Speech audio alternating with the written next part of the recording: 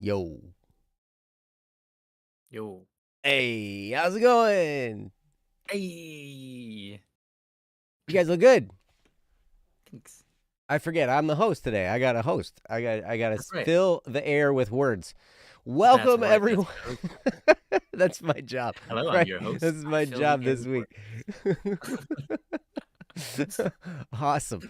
Welcome, everyone, to Don't Worry Wednesday. This is our Wednesday show that's all about you guys, all about stuff that you might be going through in your lives, stuff that might be a challenge, stuff maybe you just want to hear us talk about it. If you have a relationship issue, then you're going to get to hear me get all upset and discombobulated. But that's okay, because you know what? Here's the funny thing about that. I'll tell you straight, like what I see happening, what I see unfolding, right? And but hey, we're here to try and do our best to help you understand that you are not alone, that many of us have gone through lots of similar challenges and struggles that you have. And that was the craziest thing, like every time I would hit a new level of challenges, I would think to myself, oh my gosh, nobody's ever experienced this before. And then somebody's written a book about it, like, Yeah, fair enough. and I'm just like, well, I guess, I guess, Yeah, and if someone's written a book about it, it means at least 100 more people didn't write a book about it. yeah, right. That And experienced the same thing. Yeah. exactly, it's crazy. It's crazy. And like I think it's somewhere in the Bible it talks about there's nothing new under the sun. Maybe it's Ecclesiastes. There's nothing new under the sun. Like all these things, the challenges that we face, while they're struggles and they're hard, and when we're in the middle of them, they're tough. They have been experienced and lived through. People have survived them. People have gotten through, and we want to do our best to help you understand that you also can get through whatever it is you might be going through, and help you know you're not alone. We want to be your friends. We are not professional therapists or counselors or anything of that sort, and we're not a substitute for professional counseling. As a matter of fact, a lot of times we will recommend that it might be a good idea for you to get some professional counseling, because man, sometimes some things just take a lot of unpacking mentally, and a professional understands the nuances of what's going on in our brains and can really point us in the right direction as far as helping us get past whatever it is that we're struggling with. So if you have something you would like us to talk about, you can go to don'tworrywednesday.com. That's our website. And if you go to that, I think there's a link in the chat. Meow, thank you so much for putting that link in the chat. You're awesome. And yeah, so you can just click that link, go to don'tworrywednesday.com, click the submit a topic button, and fill out the form. Make sure you let them know that you're a human. That's right. If you were not human, you probably wouldn't have gotten to that form and filled it out and hit submit. I mean, I can see an animal maybe like climbing on your keyboard or mashing on stuff and maybe accidentally getting to the website. Maybe. Yeah. A cat accidentally types don'tworrywednesday.com. That's quite the amount of letters. Well, if the link was up somewhere and the cat just like, hit Oh, it or yeah, something. yeah. It's just That like jumped in the that. mouth. That's a possibility, I think. But yeah. So yeah, Yeah, but a cat is not a robot. True. You're absolutely right. But it's also not a human. That's also true. As much as people might wish their cat was a human, and they are fun. Cats or robots or humans? Cats and robots and humans. And humans. They're all fun things. Hey, they're all fun in their own way, and they can all be frustrating in their own way, right? Yeah. Like I'm sure someone's built a robot cat human, but that they're neither a cat nor a human. They're just a robot in the end. a robot cat human. Yeah. So it's like Keyword when is you robot. Yeah. Exactly. If it was cat human, ooh. Now we're talking some Marvel comic book type stuff, right? Yeah, it's like Marvel Or comic DC books or comic. anime or Yeah, whatever. something. Yeah, I don't think we've genetically engineered a way We to are trying. Yep. combine humans and felines, but hey, Yeah, I you know wouldn't what? put it I past don't us hope one we don't day. get there. I don't put it past us. I just don't really want it. You don't? I mean, hey, I mean, if we get there and they're just as human as any other human, I'm fine with it. It's just like, man, that's some weird science. It is I weird don't think science. it's necessary. I don't think it's gonna help the human race achieve anything in particular, like anything particularly good. Like, Yeah. I think there's other issues like, cancer or ALS or whatever, any certain number of diseases that we should probably work on solving before we start making Cat cat humans? people. Yeah. I mean, they've been working on the cancer issue for a long time. I think my dad said Yeah. it best. He was just like, Yeah. if you live long enough, you're gonna get cancer. I kind of agree with that, yeah. Um, Like for sure. by the time you're about 250 years old, you'll probably get it. Mm-hmm. You know, in somewhere in your body. But whatever. Hey, we're not here to be downtrodden. We're gonna try and That's right. lift you up a little bit. So anyway, That's right. we thanks Neon Side. We We get get cancer cancer every day. every day. Mm-hmm. Thanks. And Yeah. Harmony, what's our opinion on Melanie Martinez? I I actually don't know have who that is. very little experience listening to Melanie Martinez. I think I've listened to like one song, and I liked it. Oh, it's a singer. Okay. Yeah. Yep. Sorry, I didn't Just had a know new anything. album drop recently. Okay. Yeah, I remember seeing it. Cat Honk in our that comes to our show quite a bit. Like Mm-hmm. she was talking about it in your server, in the Static P server. Oh, okay. About Yeah. how this new album's out. It is so great. So I know that people enjoy listening to Melanie Martinez, and I enjoyed the one song that I listened to it. But like it's crazy. I spend way too much time working on music that we are going to release, and I don't have a whole lot of time. I listen to other songs for reference a lot of times and to get Mm-hmm. ideas and stuff like that Yeah. and to practice. But yeah, it's weird. When you get to be a musician, you don't enjoy music the same anymore. That's pretty true. It's weird because people don't understand, I think, um, that aspect. I remember when I was like 8 years old, I learned how to play the piano and I just stopped listening to music. And I just play the Mm-hmm. piano whenever I wanted to hear music. And Mm-hmm. so I remember like years and years later, I went to like a retreat at a college and they were like, "You don't listen to music?" And I was like, "No, I just play the piano when I want to hear it." And they were like dumbfounded. They were like, that's the weirdest thing I've ever heard, that you don't listen to music." Mm-hmm. It's like, I don't know. I don't know. It's Yeah. hilarious. I remember majoring in music, and it was hilarious. I talked to my friends who weren't music majors, and they'd like ask me about some obscure like band that nobody'd heard of unless you listened to a certain college radio in a certain town, and they're like, "Oh, what do you think of this?" Blah blah blah blah. And I'm like, I've never heard of them, and they're like, "What? You're a music major Well, and you've never heard of them?" I'm like, being a a music music major major doesn't doesn't mean I listen to listen to every single college song that's radio ever all day existed. long. It's like I can't just okay, yeah, I'm a music major. It doesn't mean I know every song that's ever been released. Like, how's that I possible? know, right? Like, and now there's so many. It's great because the industry has opened up to everybody, Oh yeah, it's So awesome.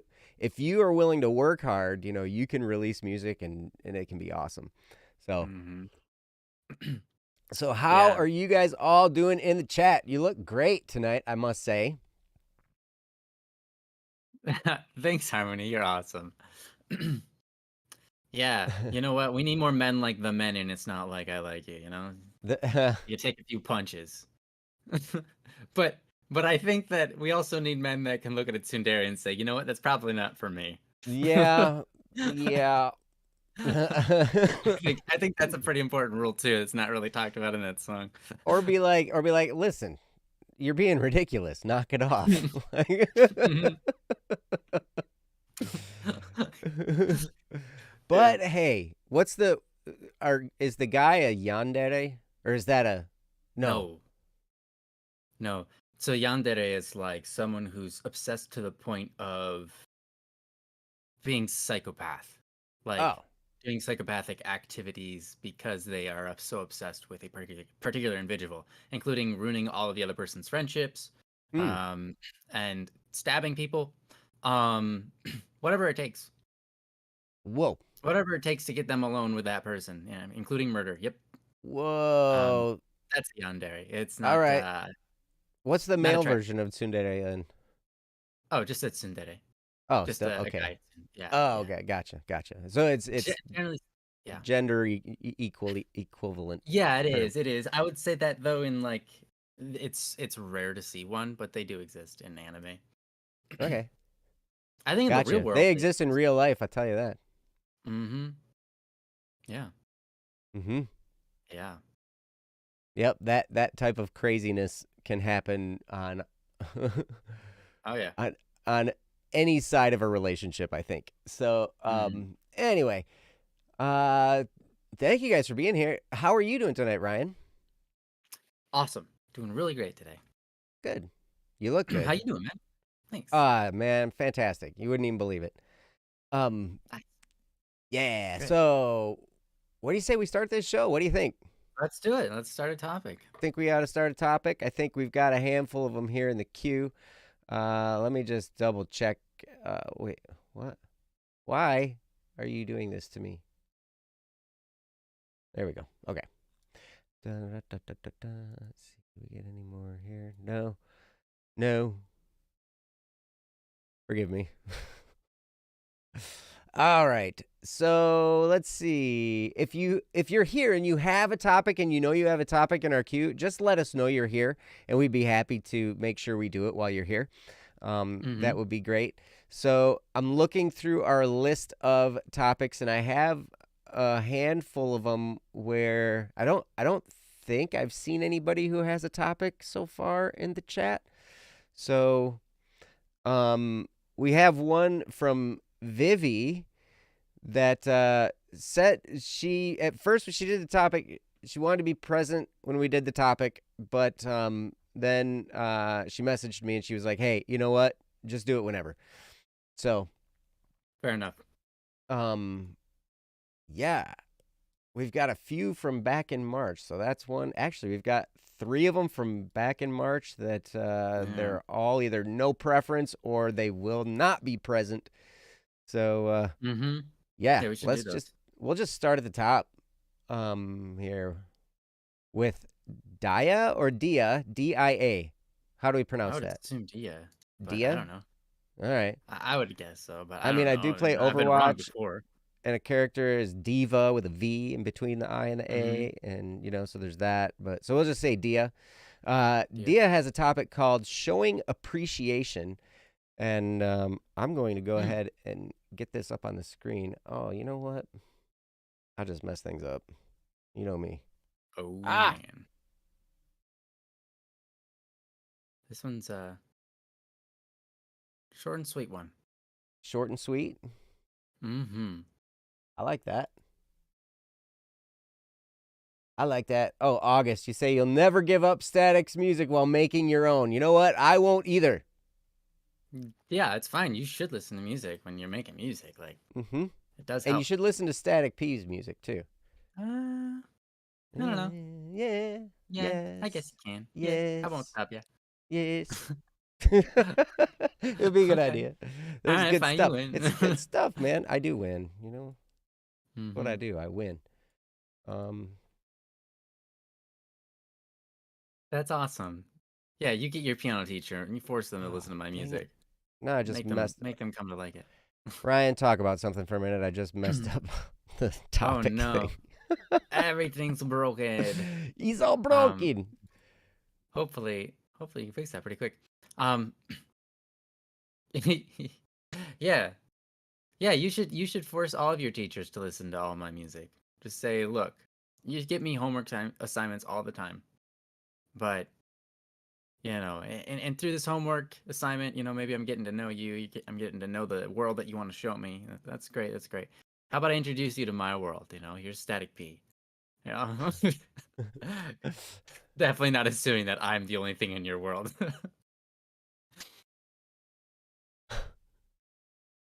You're not the only thing in my world. That's true. You're a pretty important thing. Person. Aw. Person, place, Yeah. and thing. Yeah, I am a person, place, and thing. I was just thinking about that earlier.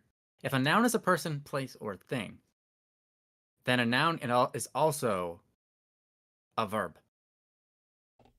Mm-hmm. Because you can do something, Mm-hmm. and you can do a thing. Like a thing is an activity. Mm-hmm. So like, so a noun is a person, place, or activity. Because Mm-hmm. I, th- it's a weird thing. It Language is. doesn't make any sense. It, you know, you're right, but that's Mm-hmm. okay. Yep. S What are you awesome. drinking? I'm drinking. Mug I've got water. some coffee with some honey, molasses, and mint in it. Ooh. Mm-hmm. Ooh. It tastes Sounds pretty good. fantastic. Yeah. Yeah. quite the uh, Fantastic. quite the flavor. Whatever. It's Quite a the it's a cacophony of hamad. flavors. There you go. Yeah. How are you How are you free? free to Oh, play? Joe. Oh, am I free to play Fortnite anytime this week? I don't know. It's getting to be a pretty busy week, and I got pulled away from work today, so I'm gonna have to kind of Mm, double it up tomorrow. And then I have my kids this gotcha. weekend, so I'll probably play Fortnite with them, but on my own and with friends, maybe not. I apologize. Mm. But yeah, we should definitely play again soon. That was a lot of fun. So anyway, all right, I got this topic up and ready to go now, finally. All right. Great job, Joe. So thank you. I will do that, Hatsu. Thank you. Thank you for playing with me before, and thanks for the invite. You're awesome. So all right, I'll get this topic up on the screen. This is showing appreciation from Dia, and I'll put it up Okay. on the screen for you. You're gonna love it. It says showing someone gratefulness slash appreciation, and I'll repeat it. Showing someone gratefulness slash appreciation from Dia. All And right. Dia, thank you so much for the topic. You know, there are Mm-hmm. lots of different ways that we can show gratitude for stuff that, you know, comes our way, things that people do for us, you know. And man, I don't know, we could just go down a long list. I mean, but what really matters is, you know, how well are you at connecting with their heart? How good are you at being sincere? Because, you know, probably whatever you do, whatever physical activity or thing that you say or whatever you do to show appreciation, like it absolutely has to be sincere because or else, I mean, we can spot a phony. Mm-hmm. You can spot a phony. You know when someone's not being real with you. And even then, sometimes it might feel like someone's not being real with you, but they are. But maybe they're having a bad day, or maybe you're having a bad day, and so the communication lines get mixed up, or whatever. You know, Mm. it totally happens. So, let's see. How come I can't seem to get the topic up on the screen during this? It's Uh, not behaving, huh? is not behaving. So you know what? While I try and fix this misbehaving computer issue, I will turn it over to Ryan, so he All can right. talk about how he likes to show gratitude and appreciation. So Sure. Ryan, Good luck, Joe. thank you, Um, sir. you're welcome, sir. Um, Here, sir. yeah. Thanks. I try to be. Mm. Mm-hmm. um, so yeah, I mean, obviously, showing appreciation and gratitude is really important. And it's not just important for the other person. It's also really important for your own mind and your own healthiness, right?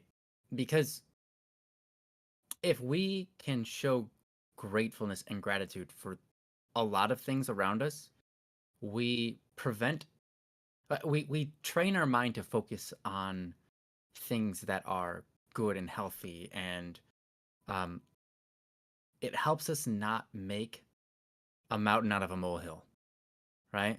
Because if you're always focused on not being grateful, I guess you're just, if you're not being grateful, what are you going to be? You know, and I think the answer is the alternative is to be upset, basically, about upset about everything that bad that's happening in your life.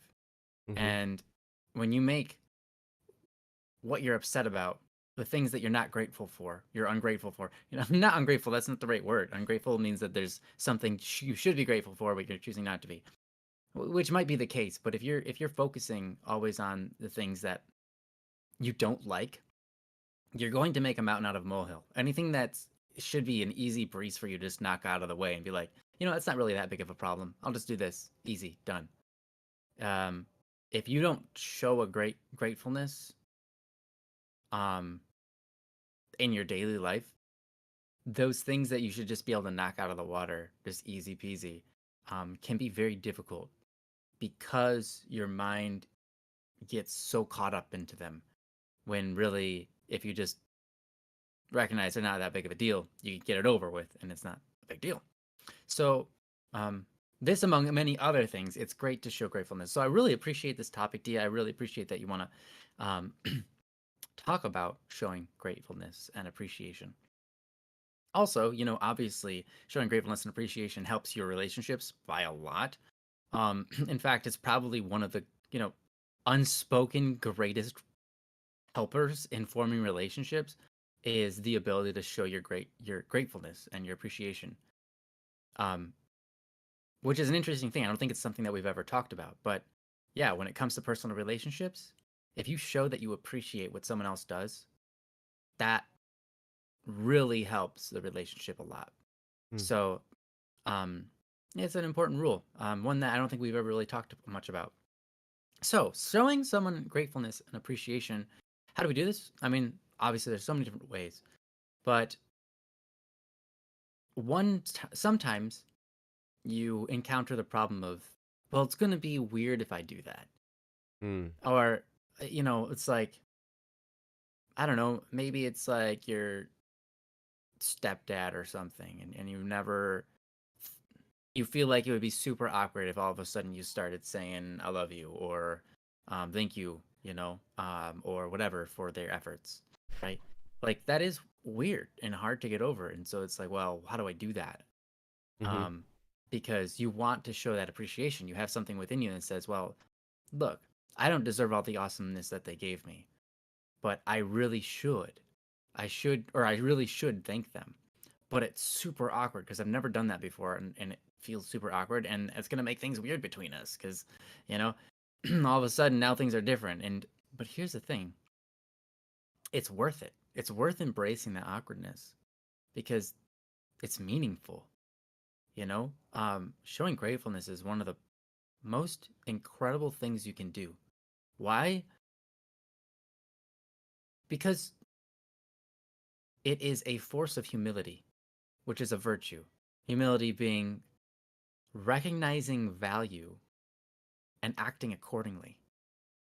And that's humility at its finest point, right? A lot of times we consider humility as making ourselves less than other people. And that's not a very good act of humility because, well, if we're less than everybody, then what kind of gift are we offering to others when we try to give ourselves as a gift to others? You know, um, Mm-hmm. if you go down that route, eventually you're going to end up in, you know, we've talked about it before, but yeah, you're going to end up in self distaste. You're not going to like yourself, you Mm-hmm. know? And then because you don't like yourself, you look at yourself even less. And then it's just a spiral of self destruction.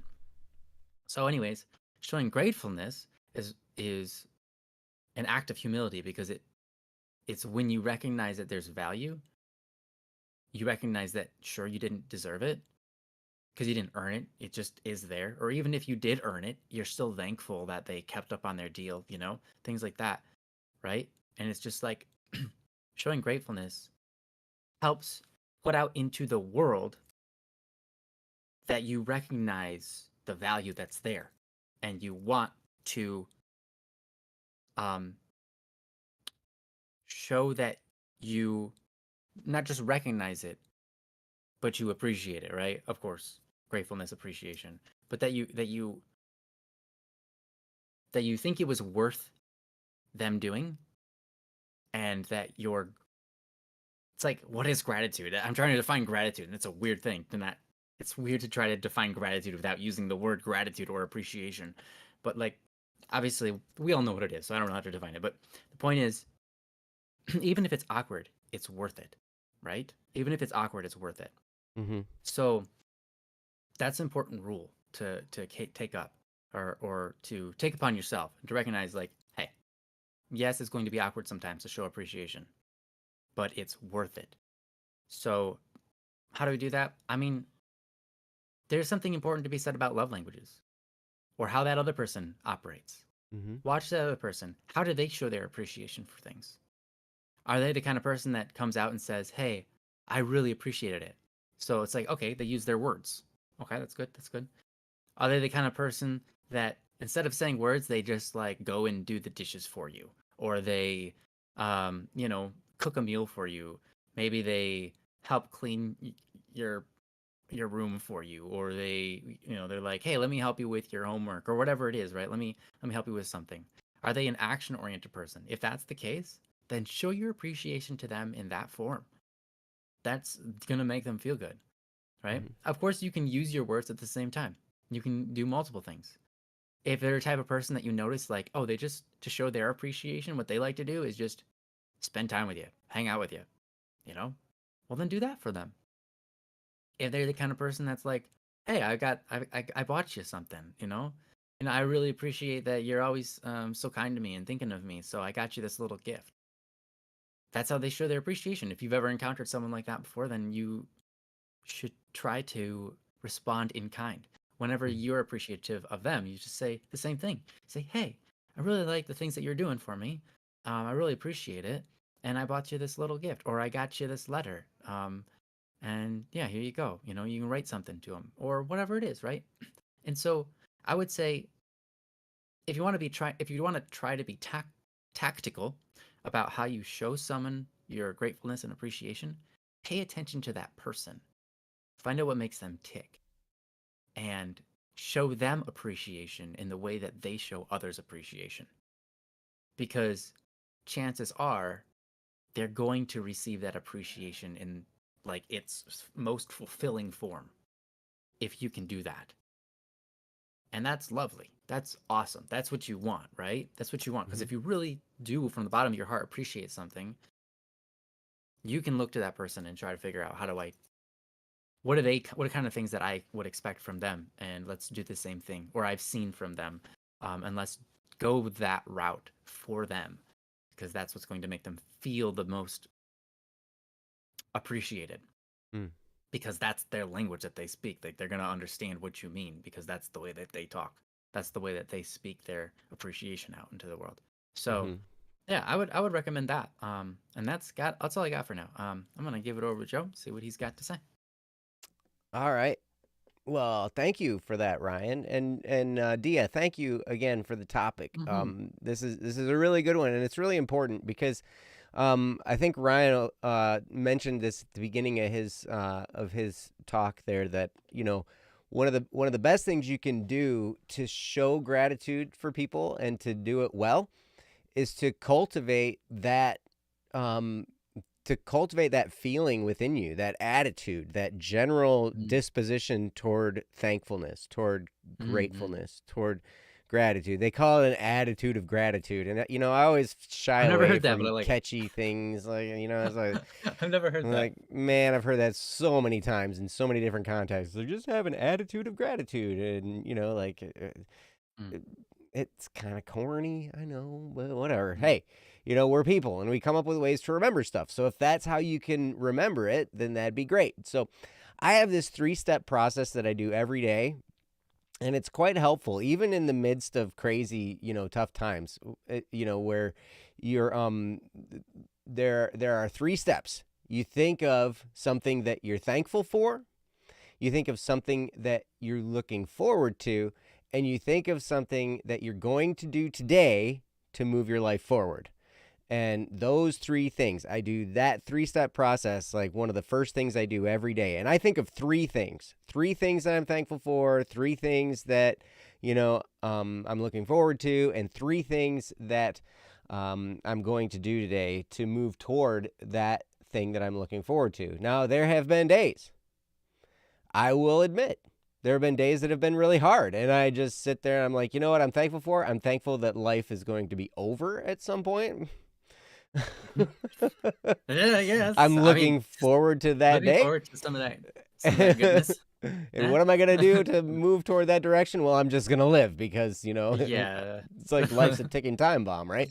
So like, but at any rate, so, and it doesn't matter. You can be thankful for the tiniest little stuff or the most big exuberant things. Like I can be thankful for chocolate pudding or ice cubes Mhm. or clean water or running water in my house or the fact that the basement isn't flooded at my house. And I can be thankful that, it rained yesterday, but it's not raining today. And I can be thankful. It can be really, really simple. But what that does is it starts to train your mind to have the habit of gratitude. Hmm. And as you develop that habit, you will find yourself just naturally showing gratitude for when people do something nice for you, when people give you something, they might give you a gift, they might tell you that they love you, and these things, when we're in a relationship or in a conversation with somebody, it doesn't have to be a romantic relationship, it can just be a friendship, whatever, we give pieces of our life force to them. Every time we talk, every time we hang out, every time that we get together, every time we shake someone's hand, every time we give somebody a hug, all that stuff. It's like we're giving some of our energy to that other person. And that's priceless. Every bit of energy that we have is priceless. Every bit of energy that you have is priceless. And when you give some of that to another person, even if you just sit and listen to them, or even if you just hang out or whatever, like every time you do that, that's something that you can be thankful for. When someone smiles at you, they gave you a piece of their energy that they had that day. And I'm not going to get all new agey and all kinds of, hey, life force energy, whatever. But it's true. Like we have a life force and we have energy and everything we do requires that. And so when we share it with another person, now here's the great thing. A lot of times when we're with another person and we're sharing that energy, it energizes both of us. We feed each other's energy. And then sometimes, it might be a real struggle and we suck the energy out of each other, right? I've had that experience too. But either way, we're transferring that. And so like that's huge. We take it for granted. We take our friends for granted. We take the things that we have for granted. And the more we can remember to be thankful for all of those little things and just develop that habit, the better we're going to be anytime somebody gives us something, if we, like whatever, or helps us with something, or, helps us figure out our homework, or I'm thankful for Joe at BSS, not me, the other Joe Bohan, because he's our accountant and it's tax time and, he did my taxes for me. And, I was like, thanking him so much because my tax situation, I was afraid it was going to be really complicated because there was a divorce and there was all kinds of stuff that happened last year. So like everything's all complicated, custody stuff and crazy life change stuff. And so he's an accountant and he took care of it and he filed them for me and he just told me what I had to pay and what I was getting back and all that stuff. And I was like, dude, I can't tell you how thankful I am. Thank you for doing that because it was going to like bury me under all that. Thank you, Hatsu. I'm thankful for you too. And I'm also thankful for Ryan. Aw, yeah. You guys are awesome. I'm thankful for y'all too. Awesome. Thank you. But anyway, so Dia, I think that's probably the biggest and probably the only thing I can add to what Ryan said. He went through a huge list of, paying attention to love languages, which is key because that's how people feel loved. And so you can go back and re-listen to what he said about that. And but then I think the best thing is to just continually be developing that habit of being thankful Mm-hmm. every day. And the more you do it, the more natural your gratefulness will just show through. You won't even have to say it. You'll just be spending time with somebody, they'll do something for you, and the look on your Mm-hmm. face will say every bit as much as any words that you could express, just because you've developed the habit of that thankfulness. Mm-hmm. And you will share that through your facial expressions, through your body language, all that stuff. And it will just radiate from you. So I think that's what I got. So I'm gonna turn it back to Ryan and see. Ryan, did you have anything? Not really. Just want to add one thing on top of what you just said, and that is, yeah, if you make that relationship with someone and you show that you're constantly grateful, they're gonna know you're that kind of person. Mhm, And they're gonna know, like, right when they do something for you, they're gonna know, like, yeah, that person's super grateful. Like, that's the kind of person they are. That's just who they are, right? And so that creates a really nice bond between you and other people because, like, that speaks volumes about just the fact that the person can trust that you're being thankful for everything that they do and you recognize it. They don't feel like they're questioning. Do they even notice I'm doing all this stuff for them? Like, mm, they don't even mhm, have to question it because they know who you are. Like, that's a big deal. That is a huge deal. That is like one of the best. Like, if you have a relationship with that, it's good. You know it. mhm, You know? And so it's good to surround yourself with people that are thankful like that and to be that kind of person. Um, and so show your thankfulness often. And then eventually people won't even feel like they have to question whether you saw the good that they did, you mhm. know? They're going to know, like, oh, yeah, yeah, they know. And it's going to be awesome. Yes, it will. Hmm. So, Dia, hopefully that helps you. Hopefully that answers your question well. And best of luck. I hope that you are able to maintain that level of gratitude and to cultivate that in your heart, because that's where it all starts. And Hmm. and what you'll find is you'll probably be a lot more fulfilled in your day-to-day living if you develop that attitude. That's fair. So, yeah. So, Hmm. anyway, thank Yeah. you so much. And hopefully it was helpful. And yeah, if you have any topics, anybody want us to talk about anything, you can go to don'tworrywednesday.com, click the submit a topic button, and we would be happy to do your topic. And right That's right. now, we will move on. What do you say? What do Yeah. you say we move to Let's the do it. next one? Let's go to I the think we next one. should move. All right. Is this Vivi? Yep. We're going to do Vivi's. It's Cool. called Did you get the? Finding Drive and Purpose. Ooh. Oh. Ooh, this sounds very interesting. Uh, and I'll Ooh. get this up on the chat here for you guys so you can read along while I read it out loud in just a second. As soon as I get, man, I am Yeah. like not Juicy. doing my I job like well today. Oh my gosh. that. That's okay. I don't do my job well every day. What? Yes, you do. Oh, okay. You do your job well every day.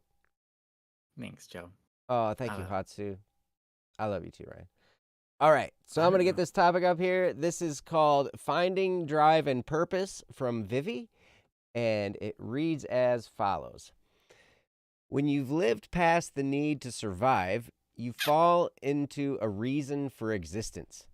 Some people Hmm. call it trying to find a life purpose, chasing a dream, or pursuing your passion. Unfortunately, I'm finding that's easier said than done, haha. My question is, how do you guys find your drive or your reason for living? Or what has helped you realize your dream if you found it? What helps you justify it? Thank you. Hmm. And that's from Vivi. So, Vivi, thank you so much for the Vivi. topic. Yeah. And That was hopefully we'll have brilliantly some. written. Yeah, it was great. And hopefully we'll be able to point you in the right direction. I think one of the things about finding your purpose and your passion, your person, Yeah, your person.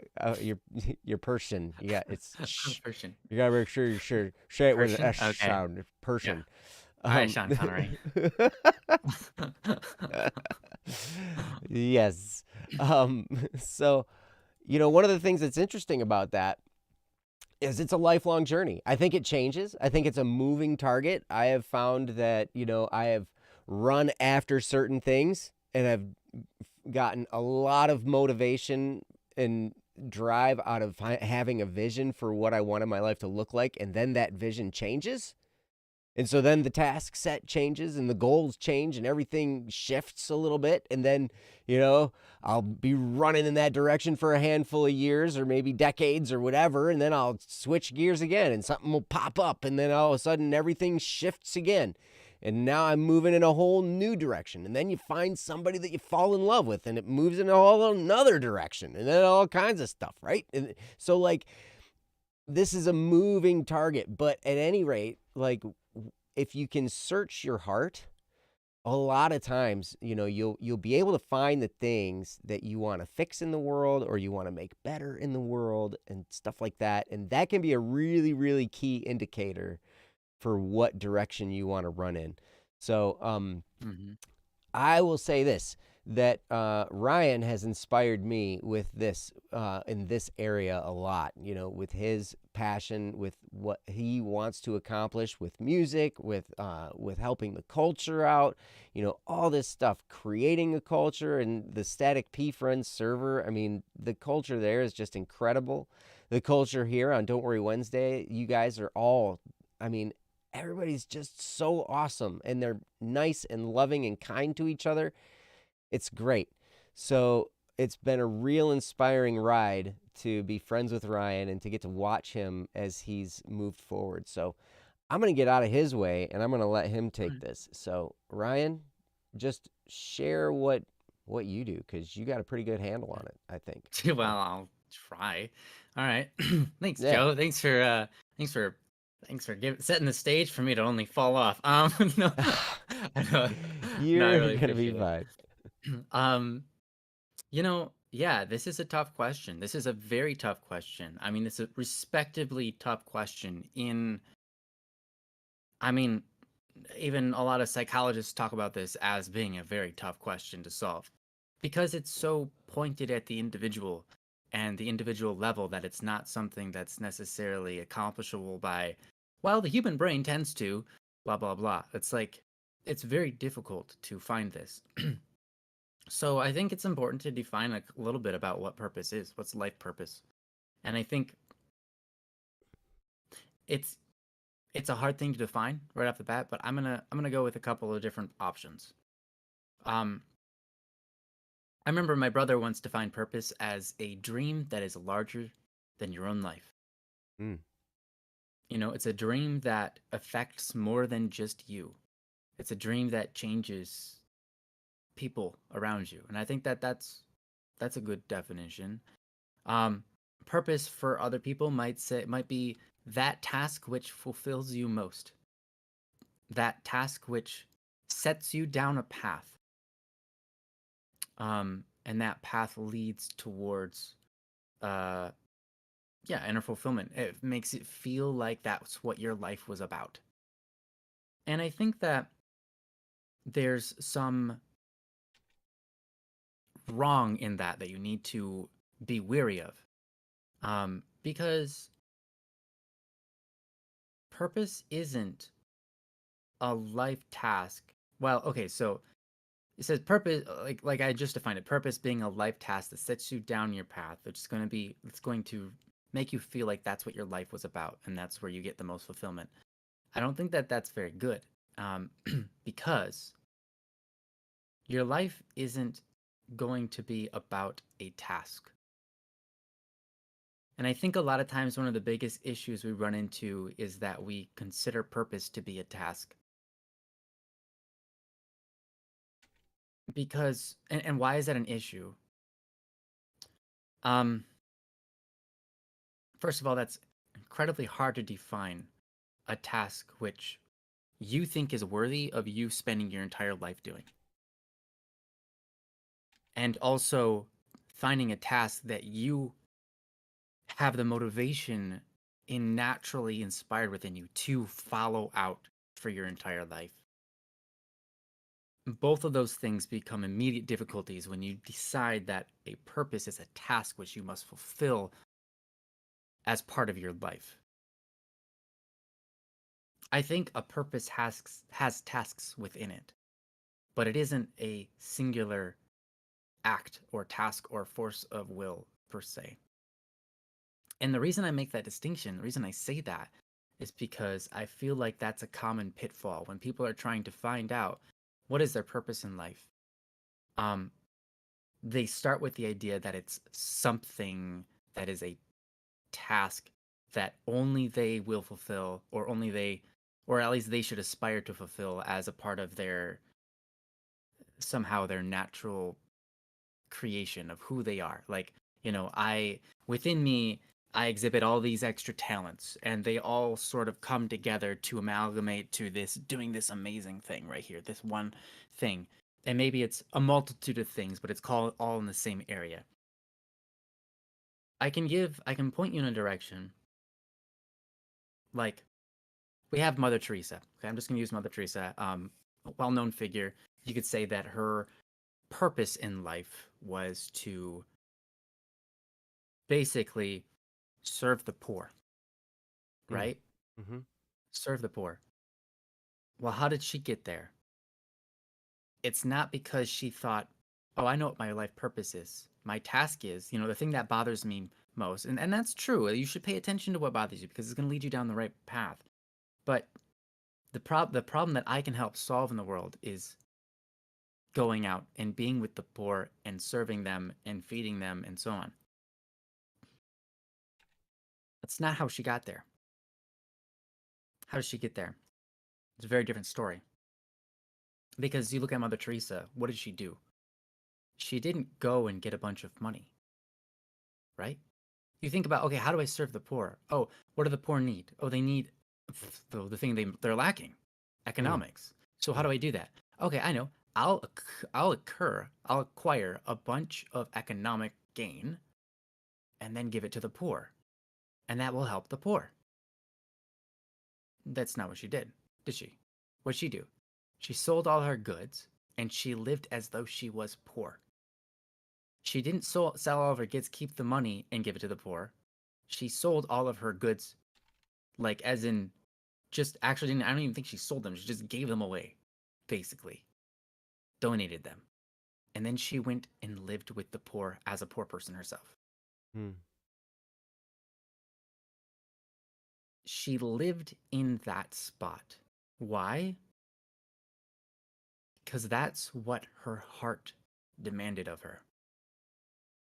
And she didn't get there on accident. What I mean is, she developed her heart into a heart which could serve. If you go out right now as who you are, with the heart you currently have, and try to be Mother Teresa, chances are you're not going to make it. Chances are you're going to be poor, and you're not going to be able to serve the poor with the amount of love and care and and and charity that Mother Teresa did. Why? Because your heart hasn't been developed for that job. So the question is, what is your heart developed towards, and how do you continue to develop it more so that you can better basically be the kind of person that it's like no matter what you choose to do in life, people will look at it as though, wow, that person has great purpose. I I hope that makes sense to you. You have to develop a heart which you can invest in almost anything. And people will see you and go, wow, that person's heart shows a great abundance of love and virtue and strength. What they are doing is naturally purposeful because of the heart that they have, to which no matter what task they choose to act, it's almost as if that act has purpose in the world. Why? Because you've trained your heart to recognize where you can make something valuable happen. So purpose is about developing your heart. And there are going to be things in the world that you're going to want to change about it. There are going to be things in the world that you're going to want to make better. There are going to be activities in the world that only you can do.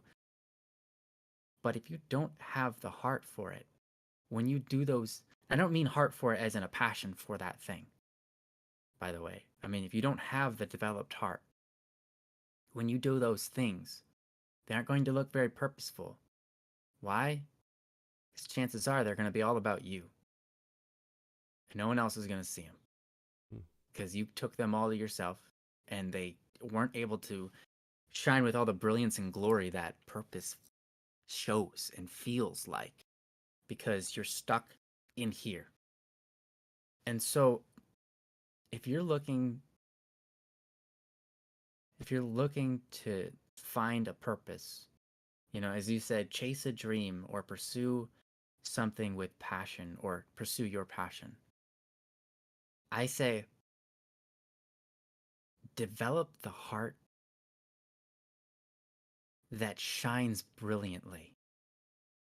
So brilliantly that even the small things that you do, other people are just wowed by, right? They're just put into awe because you do the little things with such great amount of love. You do the little things with such great purpose. You know, there's another saint I can reference, which is Saint Teresa of Lisieux, who has the little way. And basically, the little way is simply don't worry about doing great things. Worry about doing little things with great love. And if you do that, you'll develop the heart. You'll develop the mindset. You'll develop the virtues and the talents, which when people see you, they say, wow, that is a person who has great passion and purpose, who appears to be chasing dreams and fulfilling great things.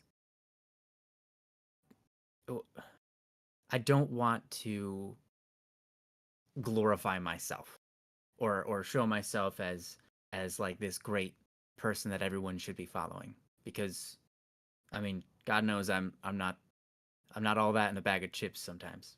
But I think the reason why people might look at me as if I have great purpose, a great drive, or maybe not even necessarily a great drive, but they see me as someone who pursues a purpose. It's because of the way that I speak, right? It's because of the way that I act. It's because of the way my heart is drawn into each and everything that my heart is drawn into. It's because of the things that my heart is about, right? What is your heart about? What is your heart paying attention to? How is it treating those things? Is it all about just yourself?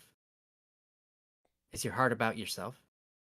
Is your heart about glorifying those around you? Is your heart about showing great praise and thanks for the things you have? Is your heart about, entertainment? Is your heart about, whatever? There's so many things your heart can be about. And some of them are good.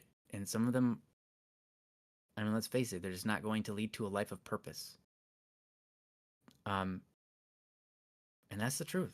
That's just how it is. So if you want a life of purpose, right? Because that's what we really want. And it's just what you ask.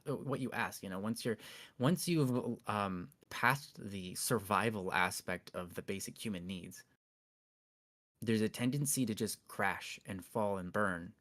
Mm-hmm. If you don't have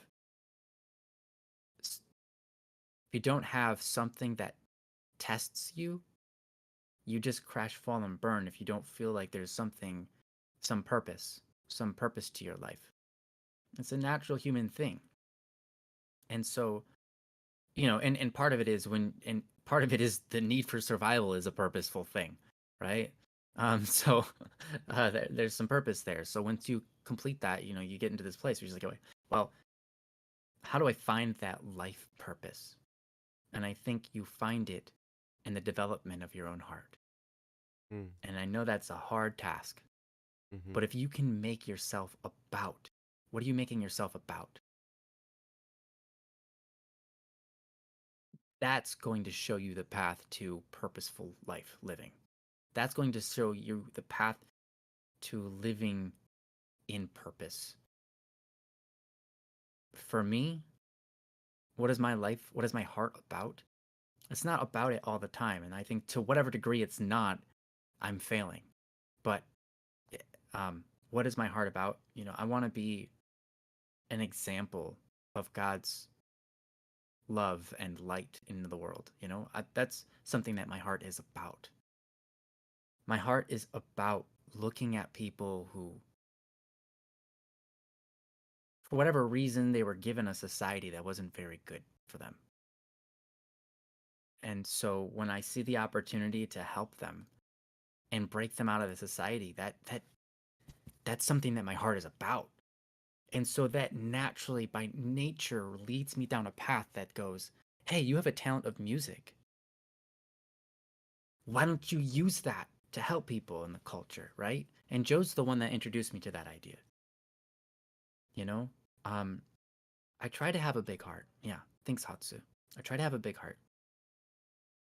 And I try to make my heart about something worthwhile. And if you can love people, that's a great start. Mm, mm-hmm. And if you can love people through the struggle, through however they're just they're not very good people sometimes. If you can love them, that's a great place to start. And yeah, I mean, that's what I've got. And I hope that's helpful. And I know that I drove at it a really weird angle, but I feel like that's the only angle. You look at all the lives of the people that you see, like, oh, wow, they lived a life of purpose, of fulfillment. It started in the heart. And I don't mean it started with their passions. I mean, it started that they developed their heart into being the person that focuses on something worth focusing on. Mm. And that created passion within them. That created the drive and the path for them that said, oh, I have the ability, because I have worked on my heart so much and my mind, I can go out into the poor and be a poor person and yet not feel poor at all. And yet give and give and give as though I am the most wealthy person in the world. Spending all of my time with these people to give them joy, to give them a chance to have relationships with people, and to give them what they're really needing, which isn't just economics. The economics don't solve things. They can just create bigger problems. It's where the heart is. I don't think there's a better way to say it. It's where the heart is. That's what it's all about. And so focus on that. And that's what I got. I'm gonna move it over to Joe. See what he's got. I don't know how I'm gonna follow that up. That was incredible. and You you will. really, what's that? I said you will. I will. I'm gonna open my mouth and stuff's gonna come out of it, and it's gonna be interesting. But so I love that you started with that, Ryan, because that's so key. That whatever you decide you want your dream to be or your life purpose to be all about, whatever thing you want to change in the world. Now, there have been times in my life where I feel like I've got the world by the tail and I'm just going to go and I'm going to make something happen and it's going to be great. And I've got these goals and I'm excited and I've got these dreams and like they come alive and all this stuff. It's crazy, right? I've been in that phase and out of that phase and back in that phase and back out of that phase and back in that phase and back out of that phase so many times. You finally get to a point. I remember just recently I hit like tremendous lows, depression, anxiety, all kinds of stuff, right? And Mhm. I'm just like sitting there like, what's that all for? Like, who cares? Like, what? It's not going to make any difference anyway. Because we're all going to live, we're all going to die, and like, hey, and then comes eternity. Whichever stuff happens then, whatever. And it was crazy because I'm like, I don't think we're meant to see or to understand how it all fits into the big picture of the universe and everything, right? Yeah. Like we're not necessarily supposed to understand that. I don't think we can fathom it. I don't think our brains have the capacity to I understand completely agree. Yeah. all of those little things, right? Like cuz there's so many different ways Yeah. things can go, and one little thing, you've heard of the butterfly effect, right? Like Mhm. a butterfly flaps its wings in Japan and then there's a hurricane in Texas or something, right? Like so like Right. that was the cause, right? So like but it's the ripple effect. One little thing that you do today might make a difference on somebody's life, that might make a difference on another person's life, and then on another person's life, and then another person's life, and then they might come up with some kind of crazy, they might come up with a cure for cancer. And it's all because of that series of events that traces back to that one little thing you did for that one little person way before this person ever did that. So, I remember hearing about that and it's like, okay, well, that's great, but what's that have to do with anything? That all that does is that just makes me feel really like nervous and responsible for every moment of my life. Like I better be totally on point all the time and doing good Mm. things. But here's the thing, what I think is good might backfire. Mhm. I've had that happen before too, where I've had the best of intentions, where I've, tried my hardest to, reach to someone or to help with something or to do something. And then it all just bundles up and backfires and blows up in my face and then causes all kinds of drama and all kinds of stuff, right? It's crazy. So, like, what we do with our lives, hey, we get to pick. And that's why I love where Ryan started with this. Because whatever you decide to do, if you do it with love in your heart for others, for your creator, for the world around you, you do these things with great love, and it doesn't matter. It doesn't matter if it backfires. Because someone's going to sense your love. Someone's going to experience that love. You're going to grow as a result, even if it backfires and it's painful. Mm. In fact, you'll probably grow more when it's painful and it backfires than if everything works out crazy, honky-dory awesome, right? Mm. Mhm. So here's the thing. I know there's a lot of emphasis, and I think there's a lot of emphasis put on goals and Mm. dreams and achievement, right? Like there's all this, I'm going to achieve these good grades, and then I'm going to achieve my degree, and I'm going to achieve the career of my choice, and I'm gonna line up all these achievements, right? But what I've learned about achievement, I've achieved great many things in a great many different areas. But the thing about achievement is it lasts for like a moment. Mhm. Then you have to go achieve the next thing and the next Mm-hmm. thing. And it can be like the never-ending thing, right? So you talk about how do you guys find your drive, your reason for living, or what has helped you realize your dream if you found it? And I'll tell you about realizing your dream. A lot of times we think of our dream and we think of the achievement. We think of the big house, or we think of the nice cars, or we think of the great Mm. job, or we think of the, the stuff we're going to be able to get, or the big bank account that we're going to have, or, all this stuff maybe we'll be famous, whatever. We think about all this stuff about the achievement portion of it. But what we forget about is that that's only going to last for a short moment. And then it's going to be over. We're going to make the achievement and then it'll be done. So I had this written up on my whiteboard for a really, really long time. And it said, achievement is momentary and fleeting, and therefore overrated. To live your dream means to work constantly in its arena. So if you have a dream of what you want to pursue, what kind of career you want to have, or maybe you are pointed at a goal. The dream life is all the stuff that happens while you're in pursuit of that.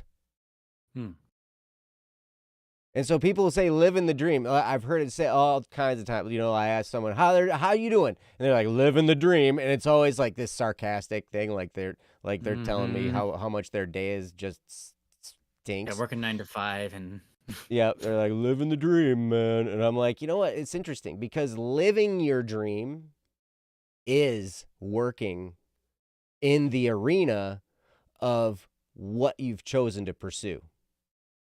That's living your dream. And it can be hard, and it can be painful, and it can be rife with disappointment and struggle and failure and all kinds of stuff. But that's living your dream. I know it's really inspirational. Like, I'm sorry. Well, those things are good. Well, because, when you're in pursuit of something, it's not all sunshine and rainbows and happy unicorns flying around your face, right? It's like, it's hard sometimes. It's a struggle sometimes. Sometimes you're up really late working on something and you're banging your head against the wall. I'm working on a song right now and I'm just like, I'm banging my head against the wall. I'm in the recording process, it's got 30, it had 34 vocal tracks. Now it's got 37. Nice. And they're all there for a reason. And I know what I'm going to do with them. That's not my problem. My problem is like the 6 guitar tracks. I got all 37 vocal tracks all figured out. They're fine. But the 6 guitar tracks are the ones that are giving me the struggle. And it's like, what do I do with this? How do I balance it with the other, all this kind of stuff? And it's like, and I'm banging my head against the wall. And so I was like, all right, I got to go look up a lesson that I learned about this, right? And so I look up a bunch of coursework videos from years ago that I had gotten. And so I'm like reviewing this material to see if I can find a nugget that's going to like set me free to, like figure out what the right thing to do in this moment is.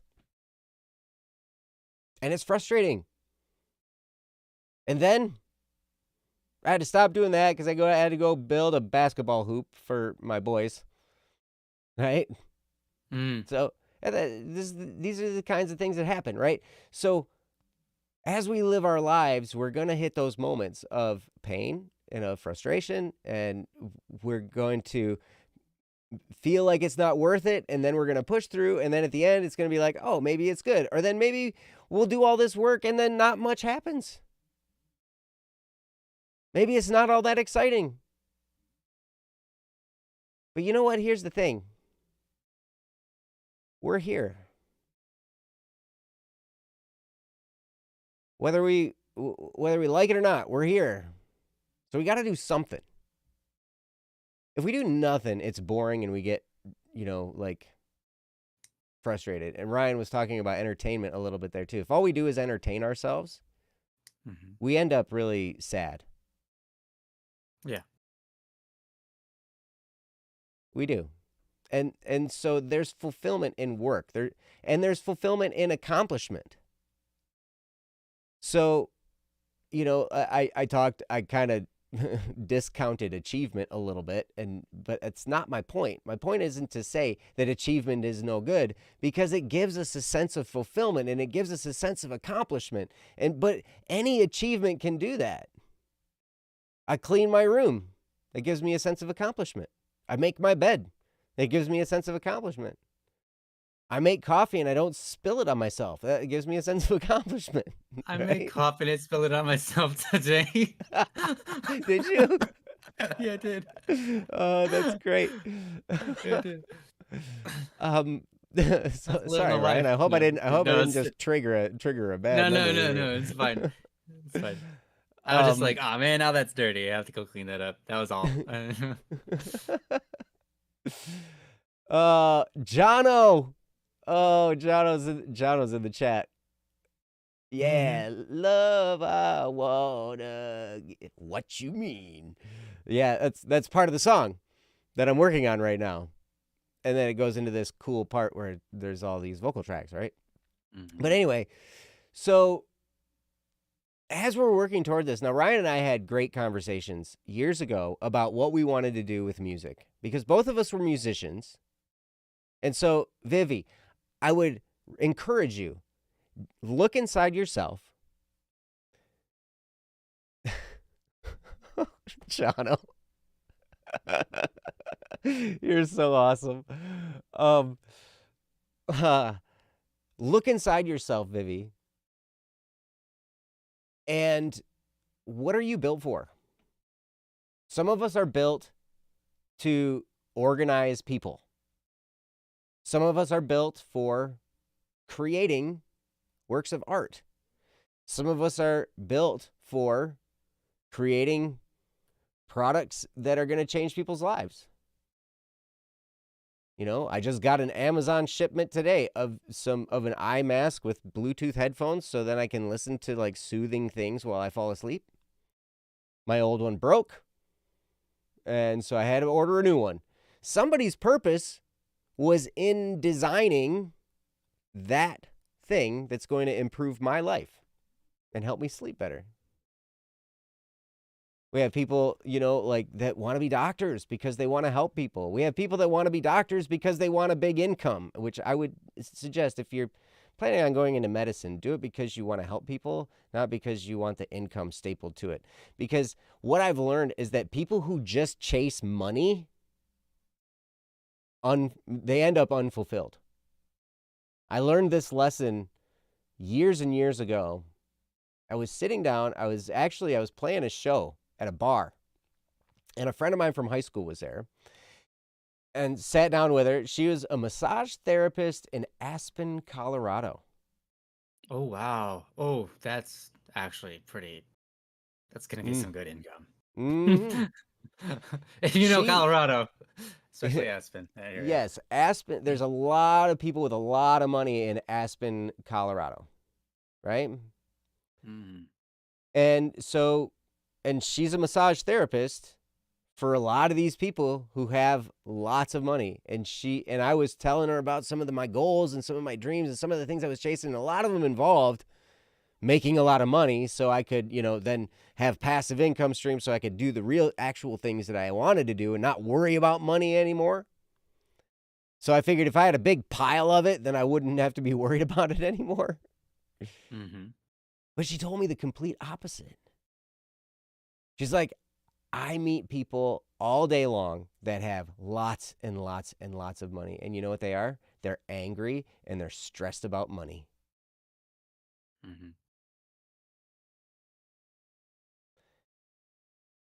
And I'm like, ooh,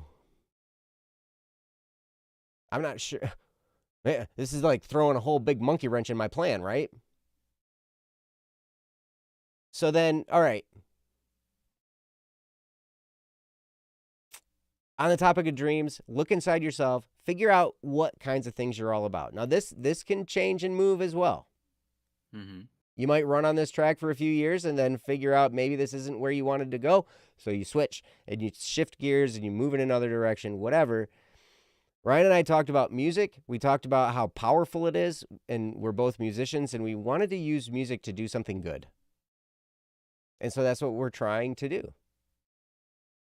And that's like right now we're living our dreams because we are building and we're working on music, and we're hoping to help other musicians and produce more musicians and bring more musicians into the thing and make music a viable career for people. Because I remember for so long, people would get wind that I wanted to be a musician and they would just criticize me and make fun of me and laugh at me and tell me I was stupid and tell all kinds of stuff, right? And like, that's not a real career. Like, you're gonna blah, blah, blah. That's just a silly, childish dream.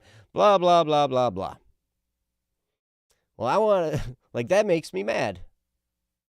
So here's key number 2 as you're looking inside yourself. You're figuring out what kinds of things get you going. And I would also look into what kinds of things make you angry. What situation in the world exists that ticks you off? Maybe you were put here to fix that, or to at least try to improve it. Because here's the thing about anger.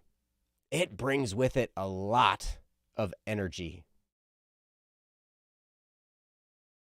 And so you ask, how do you find the drive? I find things that make me angry. And I use the energy from that anger to push me to do the things that maybe I didn't feel like doing, but I know I needed to do.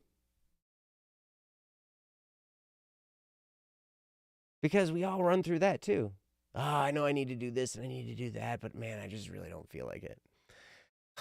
And I'm tired, and I'm mad, and I'm sad, whatever. But when I can take the energy from the anger, it can really, really push me to do those things. And then before I know it, I'm done with like 6 things on my to-do list, and I haven't even broken a sweat yet. And I'm still angry, and I still have energy.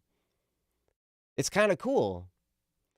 But when you find those things that you feel passionate about, that you feel angry about, that you look in the world and it just makes you upset that that condition exists, you have just found an almost bottomless pit of power and energy to run after that thing. And as long as you can keep that in your mind, that thing that you're trying to do, that overarching thing, like, this thing really makes me upset, and I'm going to help this by doing X, Y, Z.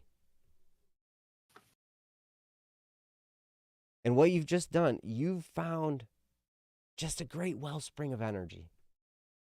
And so I would encourage you to do that. Figure out the kinds of things you like, things about the kinds of person you are. Learn about yourself. Discover yourself. We never really fully discover ourselves, I don't think. But discover more about yourself. Ask yourself questions. Why do I act this way?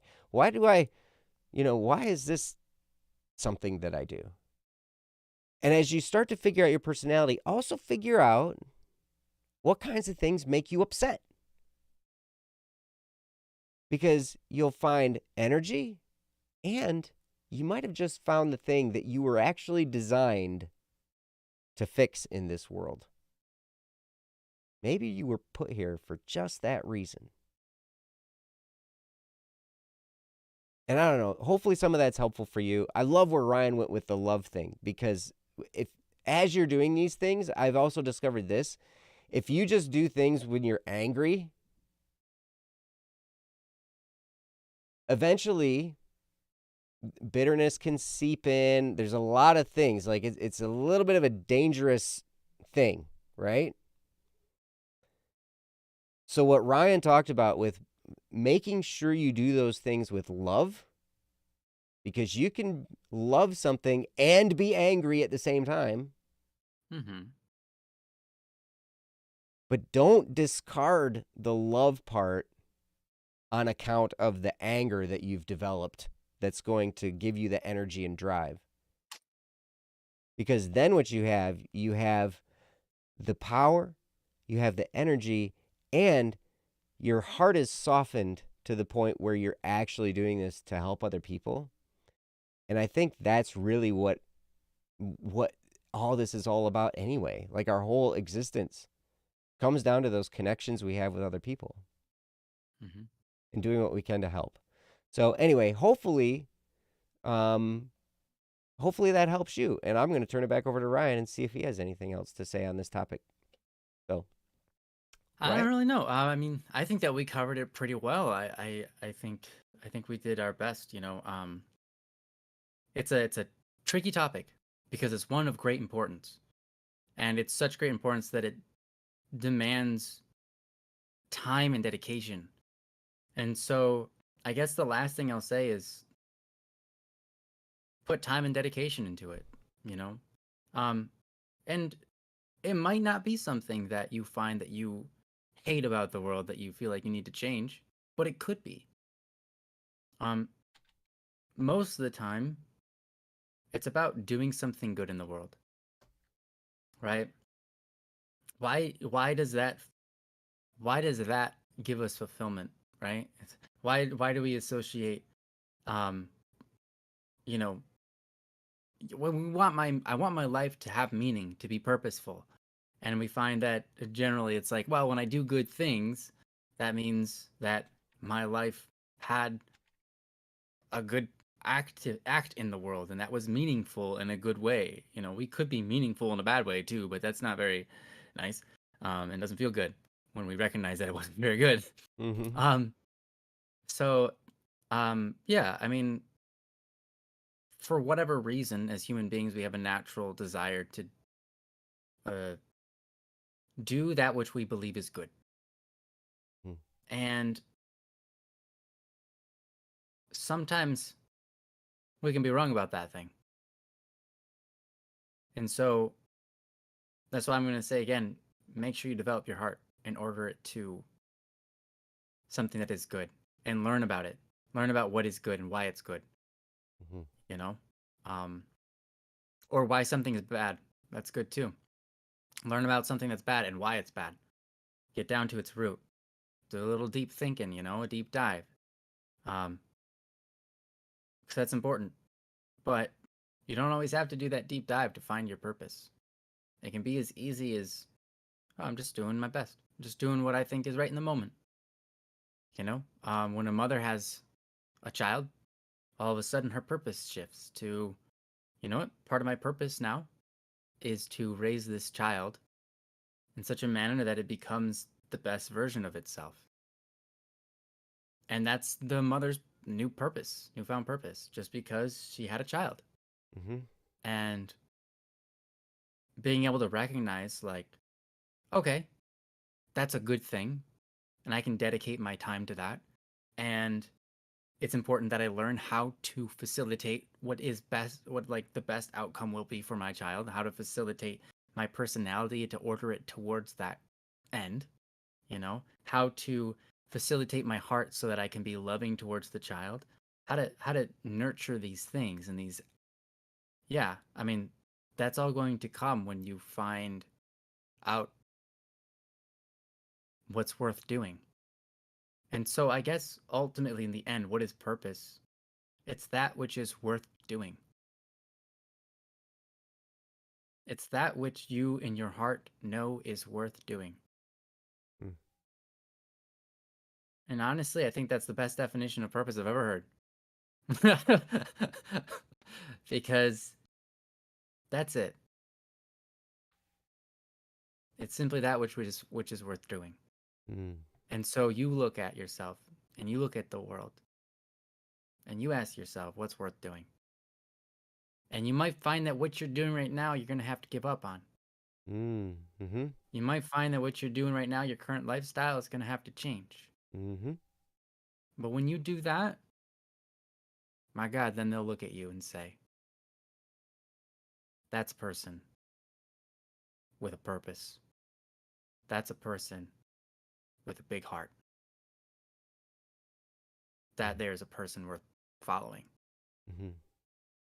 And so if you're in a position where you're like, well, I can't even find that which is worth doing.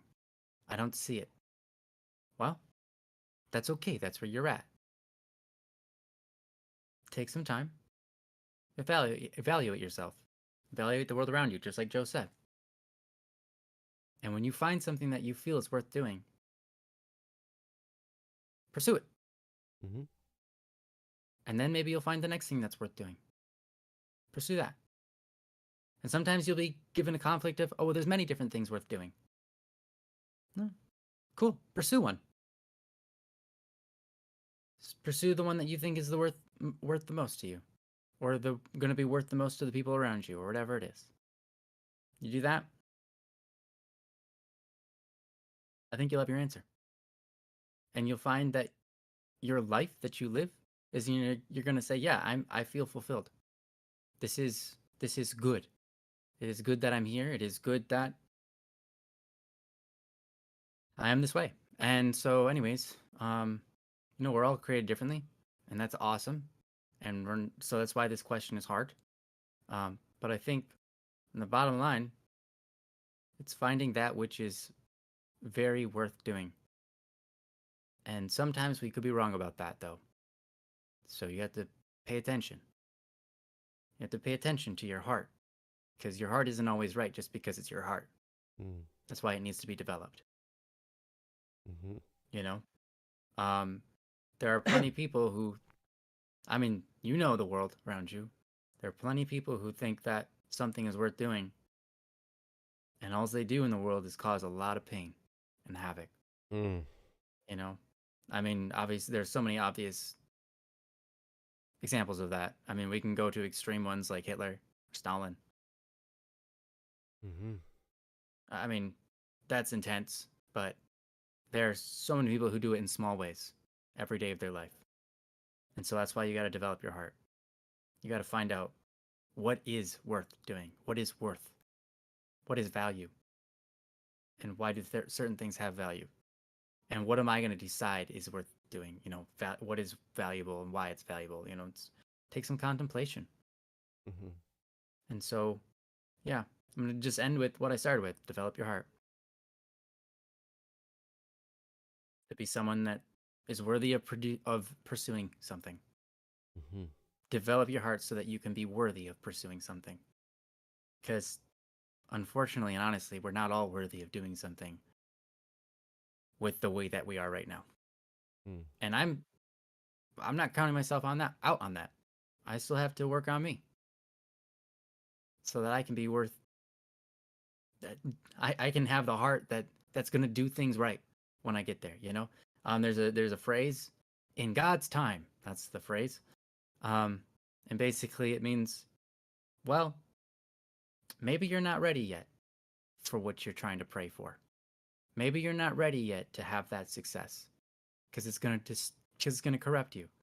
And so maybe you need to develop yourself a little bit better before you get that success, before you get that achievement. Because right now,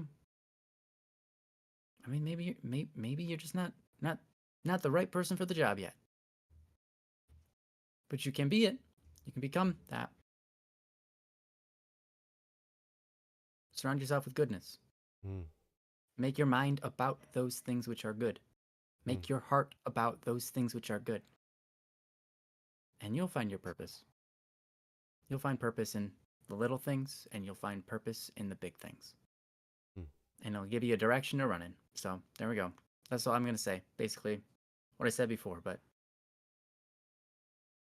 bears need of repeating, I think. Mm-hmm. So anyways, that's what I got. And I think it's important. And I love that you asked this, Vivi. I think this is a fantastic question.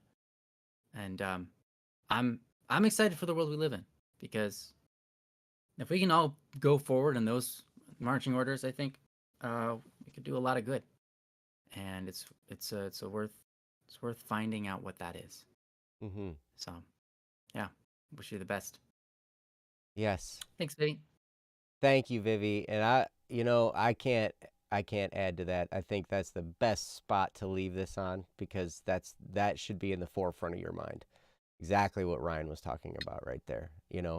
As far as, hey, if you can develop your heart, you can develop a purpose, and it can be Mm-hmm. a heartfelt purpose, and it can be exceptionally valuable, and it can be meaningful. So you can do Mm-hmm. it. If you like, you can feel free to keep us posted on your journey, and we would be happy to learn more and help out if we can. Hopefully that's helpful for you. And thank you so much for the topic. Hatsu, no, it's not going to end. And in fact, you have a topic here. You have a couple of them. One about beauty and one about sleep schedule. And since Mm. you're here, and we'd like to do one of your topics. So, which would you prefer we do?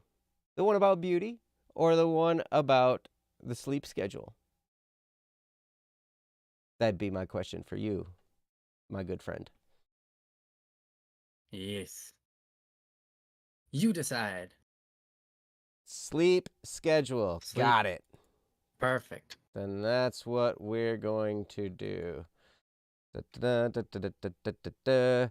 And I'll get this up on the screen. Here we are. Because you need to fix the sleep. Hey, I understand. Oh yeah. I've been there myself many a times. So, all right. I'll get this up on the screen for you. And so that way you can read along while I read it aloud. And it reads as follows. This is from Hatsu, called Sleep Schedule. This will be sweet and simple. How do I fix my sleep schedule? From Hatsu. That's a really good question. Because, I don't always necessarily know. I've had good sleep schedules and bad sleep schedules and, all kinds of stuff that's gone and messed with my sleep schedule. And, but how do you fix it? Well, first, I know that determining to fix it is the first step. So you're already taking that first step. You're saying, how do I do this? So you're already in your mind, you're determining, hey, I want to work on this. I want to fix this issue that's going on. And so, congratulations. You've taken the first step. A lot of times people are just like, hey, man, my sleep schedule's a mess. And maybe it doesn't bother them. Maybe it's okay. And maybe their life works fine with it. But sometimes we have responsibilities that require us to get up in the morning or stay up late or whatever, or maybe do both. And then our sleep schedule's all messed with because we slept like an hour and a half that night. And then we're tired all day the next day. And then, and then we go to bed really early. And then, and then so we get up really early. And then it's like, I know. I've been there. And I'll tell you one way to absolutely not fix your sleep schedule. Oh, good. Yes. Have a child. Ooh. Wow. Now, I've never given birth to a child, but I have two sons that I am their father. And I remember when they were born and how there was like no sleep happening for like 2 months, right? Oh yeah. It's crazy. But yeah, so that's not the way to fix your sleep schedule. I will tell you, the key word is in the word schedule. And I remember, when I was self-employed as a property inspector for a really long time, and this ports over into what I'm doing now with BSS. And it's like, either I'm in charge of my schedule or my schedule will be in charge of me. And I get to pick. So, do I, take control of this situation, or at least work to take control of the situation to, to try and make this happen? And there are some resources I can send you as well, and I'll put them in the chat while Ryan's talking. I'll look them up and I'll find them, or at least I'll try to. But there's some stuff that you actually can do to try and arrange your sleep schedule. But the first thing is to keep in mind, a schedule doesn't have to be something that just happens to you. You can be in control of it, right?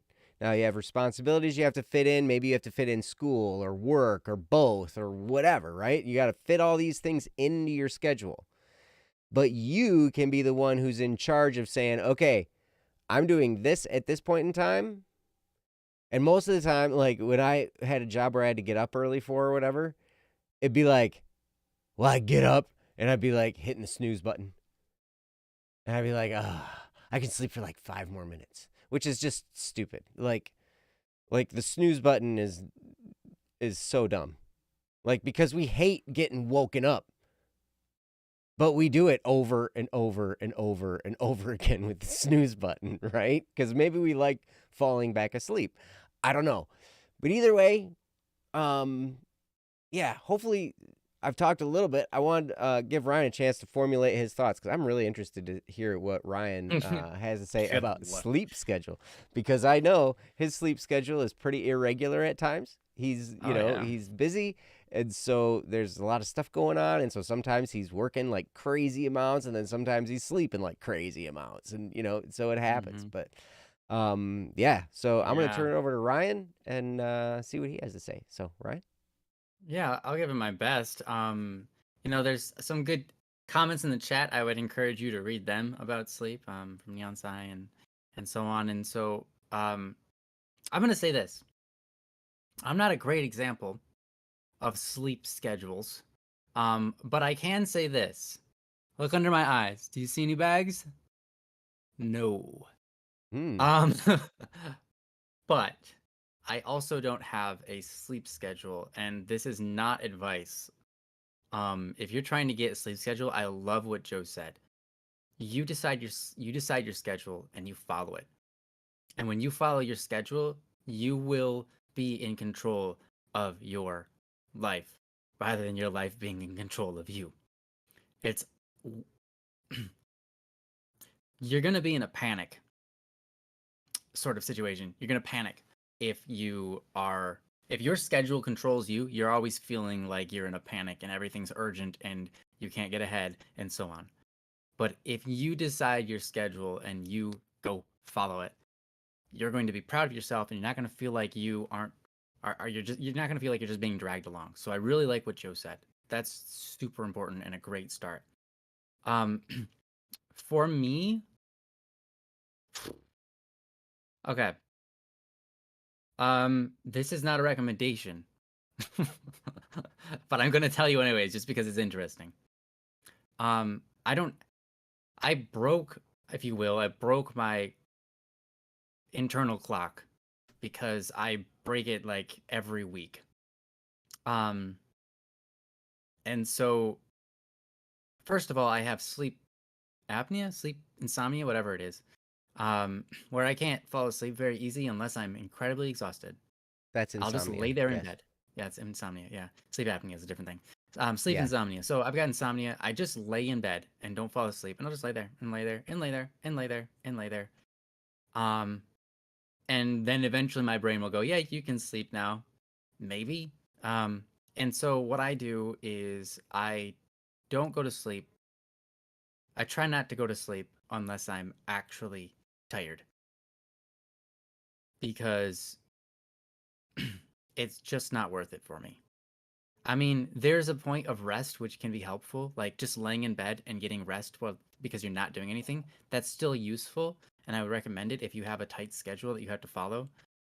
Um, it's worth it. But you have to come to the recognition if that's what you have, you're just that's your life. You're not going to get the sleep. I've tried sleeping pills, they don't work. In fact, there are sleeping pills that do the opposite for me. If I take them, I just can't fall asleep even worse now. So yeah, if you have insomnia, I don't know the answer. All I can tell you is drink liquids, like drink a lot of water before you go to bed. And if you have to wake up to go pee, that's fine. At least you got some sleep. So drinking, being hydrated is important. Um, and then second one, recognize that that's just it's okay to rest and not sleep. It's okay to rest. And don't get fed up because you're like, I just want to fall asleep. Don't get fed up with yourself. Just Mm. recognize, hey, this is the thing that happens every night. You know? It happens every night. Don't be surprised. But anyways, so for me, in order to avoid that, I just don't go to sleep until I'm tired. Um, and what that does for me is it allows me to get sleep, but the problem is my schedule is all over the place crazy. And so um, I've also learned to be able to wake up and be awake on a dime, on a random notice. And I think Mm. that's an important skill, right? I think that part of sleep is learning to be a morning person and a night person because you can learn to be both. And a lot of it's an attitude thing. Um, some people, there's a lot of people, I guess, that are morning people, but they cannot. They just like they say no to anything about staying up late because they just can't Mm. handle it Mm-hmm. emotionally. Mm-hmm. And then there are other people who are night people, and when you wake them up in the morning, they are not having it. They're like, "Don't talk to me until I've had my third cup of coffee." At least third. Yeah, at least third. Yeah, and they're just emotionally not having it. And I think that one of the best things you can do for your sleep schedule is learn to be both a morning person and a night person because your attitude is going to affect your sleep. And it's a weird thing to say, but if you wake up in the morning and you're like, I'm not a morning person, well, now you've wasted the effectiveness of your morning. You could have got something done. You chose to be, oh, I'm not a morning person. Well, that's not helpful. Um, so what I would say is embrace the fact that both morning and night are fine. There's no reason to get upset just because it's morning or because you got woken up. It just be like, yo, I'm awake. Here we go. And it's like, that's much better. You're going to feel better. When you wake up and you have a good attitude about the fact that you woke up, you're just going to feel better and you're going to be able to wake up a lot easier than if you're upset that you just got woken up. You're Mm-hmm. going to want to go back to bed. And you're like, I'm too tired. It's like, no, you are tired. That's okay. Get up. You'll wake up in a couple of seconds. Just get out of bed. You'll be fine. And then all of a sudden, it's okay. So, anyways, none of that is to do with sleep, and the reason is because I'm not a good example, and I don't want to try to tell you be like me. And if I'm not practicing good sleep scheduling, I'm not gonna give you suggestions. I think that's the appropriate answer from me. Um, so I I will say this to some degree. To some degree, if you have the personal freedom, you can become incredibly um what's the word? Um Joe, what's the word for like when you get faced with a new situation, but you can always do well in it? Like no matter what the Versatile. situation is. Versatile? Versatile. Close. Close. It's not quite that. Um Mm. there's I think it has the You're letter a A in it, makes start with the letter A. Or you're a natural. yeah, okay, anyways. Adaptable? Thank you. Thank you, Adaptable. Cohagen. Yeah, it Hey, did start with an perfect. A. Adaptable. Versatile. That was it. Um, Jeez. um, Guardians of the Win. Galaxy. Nailed it. First try. Easy peasy. I got you back. Nice. Thanks, Chano. No, Cohagen, that's it. Adaptable. You can become incredibly adaptable. Where any situation that's thrown at you in terms of sleep, you're just like, okay, yeah, let's see. Today, the way that everything worked out, I'm gonna be able to get about 1.5 hours of sleep, so I'll go do that right now. I'll wake up in 1.5 hours, and I'll be good to go for the next 14 hours. I'll be able to find a nap there, and then I'll be good for another 12 hours, and then I'll get my 8 hour. And then from that 8 hour, everything resets. And it's like, you can live that life. And I've definitely lived that life. And I sort of currently live that life. And you don't see back under my eyes, right? I'm awake. But you have to recognize that every once in a while, you every once in a while you need some consistency. Mm. Every once in a while you got to break out of that and go back to something a little more consistent. Like try for like at least 6 hours for several days in a row. 7 hours, 8 hours, whatever you're comfortable with, whatever your body wants. Um, they have the suggestions, but they're suggestions for sleep times. Not everybody's body is exactly the same. And so the amount of sleep that you need to get a full rest to feel refreshed and good might not be the same as other people's. So do take a rest. Find a time, take a rest. And whenever you wake up and whenever you have a rest where you wake up from and you go, "Wow, I feel really refreshed and awake." Remember that time. Remember what you did before you went to sleep. Also remember how long you slept. Mm. All right? That's important because you have to do that quite a few times. And you'll find there are certain situations where it's like, well, for me, it seems to be 1 hour and 45 minutes feels really good. I wake up feeling really awake, even if I was just up for 20 hours. But also, 7 hours and 15 minutes felt really good. you know? And that was like a full refresh. And I felt really awake when I woke up that morning, you know? So learn those things about yourself and then start to schedule those numbers into yourself, right? Learn what numbers your body works with and schedule yourself for those. Because that's what you're looking for. You're looking for that feeling of being fully refreshed and capable of thinking straight and all of that. And so I Mm. would recommend record your numbers. What are they going to be?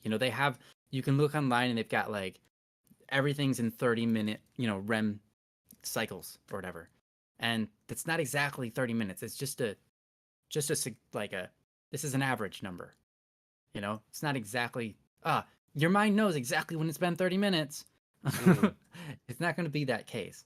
But your brain has its own speed. And so learn those speeds of refreshing for your cycles. Mm-hmm. And whenever you find one, write it down, keep a record of it until and utilize those, because you might find days where you're like, well, today's going to be a hectic day and so is tomorrow, and I'm not going to be able to get what I want in my sleep schedule. So I can at least know I can do this number today. So I'll do that number. I can do my 2-hour 45-minuter. I know that I feel good after that one. If I go for 3 hours, all of a sudden I feel like crap when I get woken up. It's a real thing. So yeah, and that's what I got. Again, I'm not gonna make too many suggestions because I don't think that my lifestyle is applicable to most other people, because most other people aren't in a situation where their job is dependent upon making your own schedule. Mm. And also most people aren't in a position where they have uh insomnia, right? Mm. So um I'm not going to make a recommendation, so besides what I've got. So I'm going to give it over to Joe, and hopefully he's got something that's a lot more useful, I I guess. don't know. I Yeah. think what you said was useful. I I appreciate what you said, and I think that it's definitely good information, especially the part about keeping track and getting to know yourself and understanding Mm. how you operate best and how you function the best. Because it's so crazy. A lot of times the medical field will put these like blanket statements on us. Well, everybody needs 8 hours of sleep every night. Everybody needs such as I've met people, man, I lived my life on 4.5 hours of sleep a night for years. Mm-hmm. You did. Years. And I had energy, and I became a black belt in Taekwondo, and I got a lot of stuff done, and I worked really hard, and spent time with my kids and all kinds of stuff, right? So I mean, it's there's a rhythm to our body. Now, I will say this. It did eventually take its toll on me, and my therapist helped me out, and I did find the link actually. So here I'm going to put this link in the chat if I can get it to work right, for crying out loud. Come on. There we go.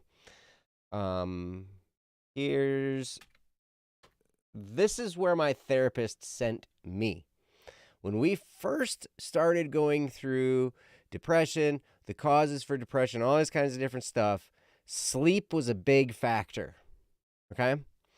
And getting too little sleep can definitely, assist with depression. And I realized I didn't need any help with depression growing in my life, right? Like I didn't need to help it by depriving myself of sleep. So she started to say, okay, you need to get 7 hours of sleep a night. And that was really hard because I'd been living off of 4.5 hours of sleep for years. And then all of a sudden my body just automatically would get up 4.5 hours later. Ryan talked about sleep cycles, like a full, like there's like little increments, but like a full end-to-end sleep cycle is around 90 minutes. So like if you're going to take a short nap in the day, for me, if I take longer than 20 minutes in a nap, then I'm going to be out of it if I wake up unless I sleep a full 90 minutes. But if I get up at the 20-minute mark, or at least before 30 minutes passes, somewhere between 20 and 30 minutes, then it's okay.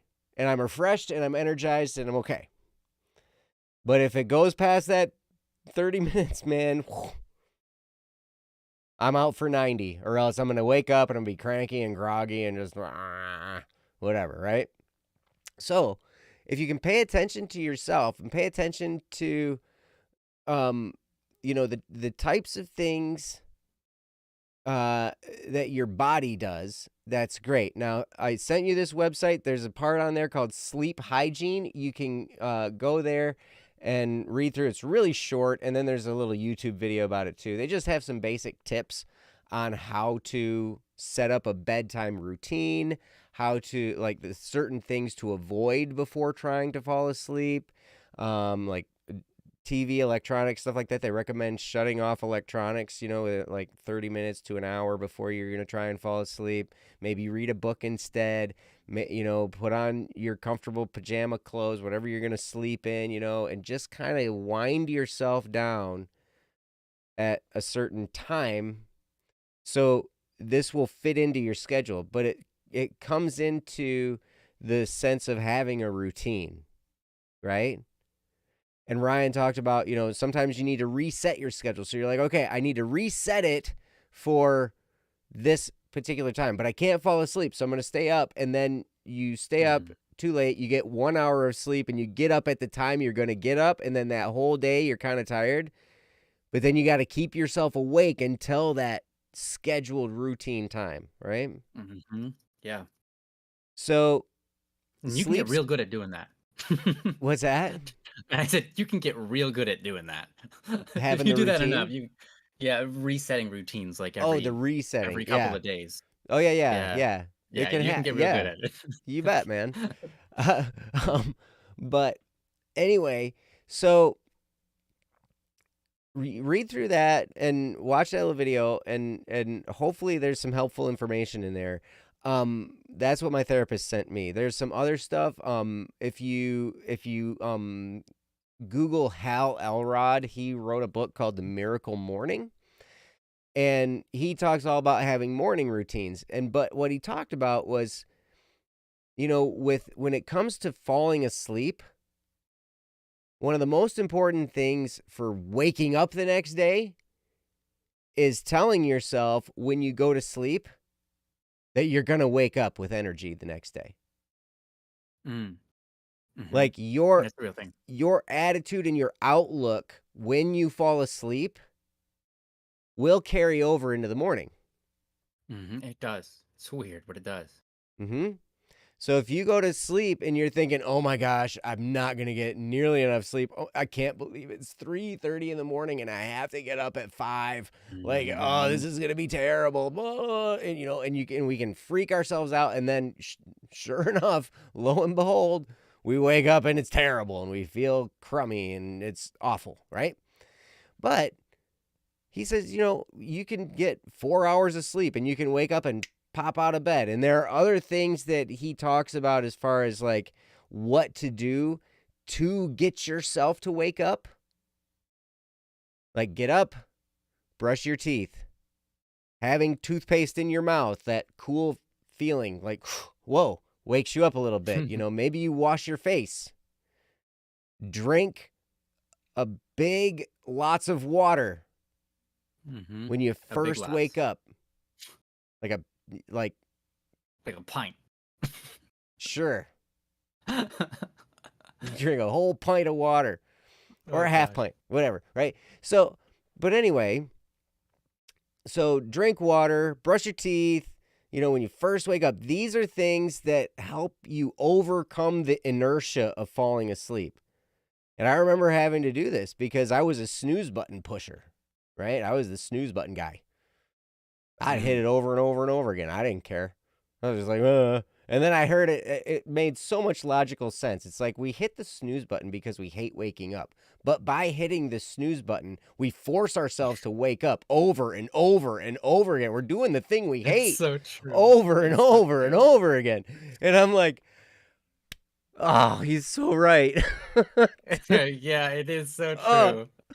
It's so true. Logic. I hate logic sometimes because my emotions want to counter this logic, right? So anyway, there are things you can do to wake up. Yes, Jono, a gallon. A whole gallon. A whole gallon of water? No, that is... I wouldn't do that. That's a little... I wouldn't do that. Overdoing it. Maybe 2 gallons. Yeah, maybe 2, but not 1. Definitely not 1. That's 1 is too much. 2 is maybe. Anyway. Yeah, 3 is just dandy. But 1 is way too much. Well, but here's the thing. Because sometimes, and the water you drink in the morning, I would recommend that it not be super cold. Maybe lukewarm. Because you don't want to experience the pain of super duper ice cold water on your teeth and gums first thing in the morning, right? Like, ugh! Yeah. Now, if you're really hot, maybe that, like cold water can feel good. If you're Ryan, it never feels good. That's pretty true. Yep. But I've found that if I drink like a little cooler than room temperature water is about perfect. Because then, right around that, because I can drink it fast. I can drink 8 to 16 ounces of water pretty fast if it's not super cold. And so I can get through that part pretty quickly. And then, go wash my face, go brush my teeth, do whatever. And then before I know it, I'm like, I haven't even had any coffee yet. And I'm like, okay, well, I'm not going back to bed. So now it's time to get up and do some stuff, right? And that came from The Miracle Morning by Hal Elrod. And he would talk about it in some of his podcasts too. But anyway, these are things that we can do. So having that routine of getting up in the morning is important.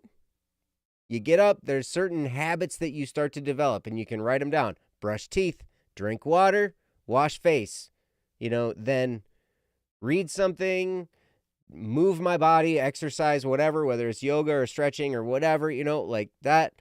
Maybe write in a journal, like if you can come up with something that you feel like, hey, maybe this would be a good habit to have, write it down and track it and see like, okay, boom, I did this, and you got that morning routine. The thing that's interesting is it's almost just as important, maybe even more important, to have that bedtime routine. Where it's not just, instead of like, okay, I know a lot of us, we sit at our computers or we sit on our phones or we sit and watch, Netflix or whatever, and we're up and we're watching and we're taking in entertainment or information, through a screen and da-da-da-da. And then we go and lay down on our bed and then we're looking at our phone while we're laying on our bed. And we've got all these stimulating visual effects and stuff coming into our brain, whatever. And then we have trouble falling asleep. Well, we've just overstimulated our brain with entertainment, right? And so if we can calm that down, maybe take a little bit of time. Oh. Something just happened. Oh. Oh no. Oh Why did my no. camera just stop? All right. Weird. We'll try that. Cool. Fix it. Ta-da! I win. That was weird, man. Anyway. Bedtime routine.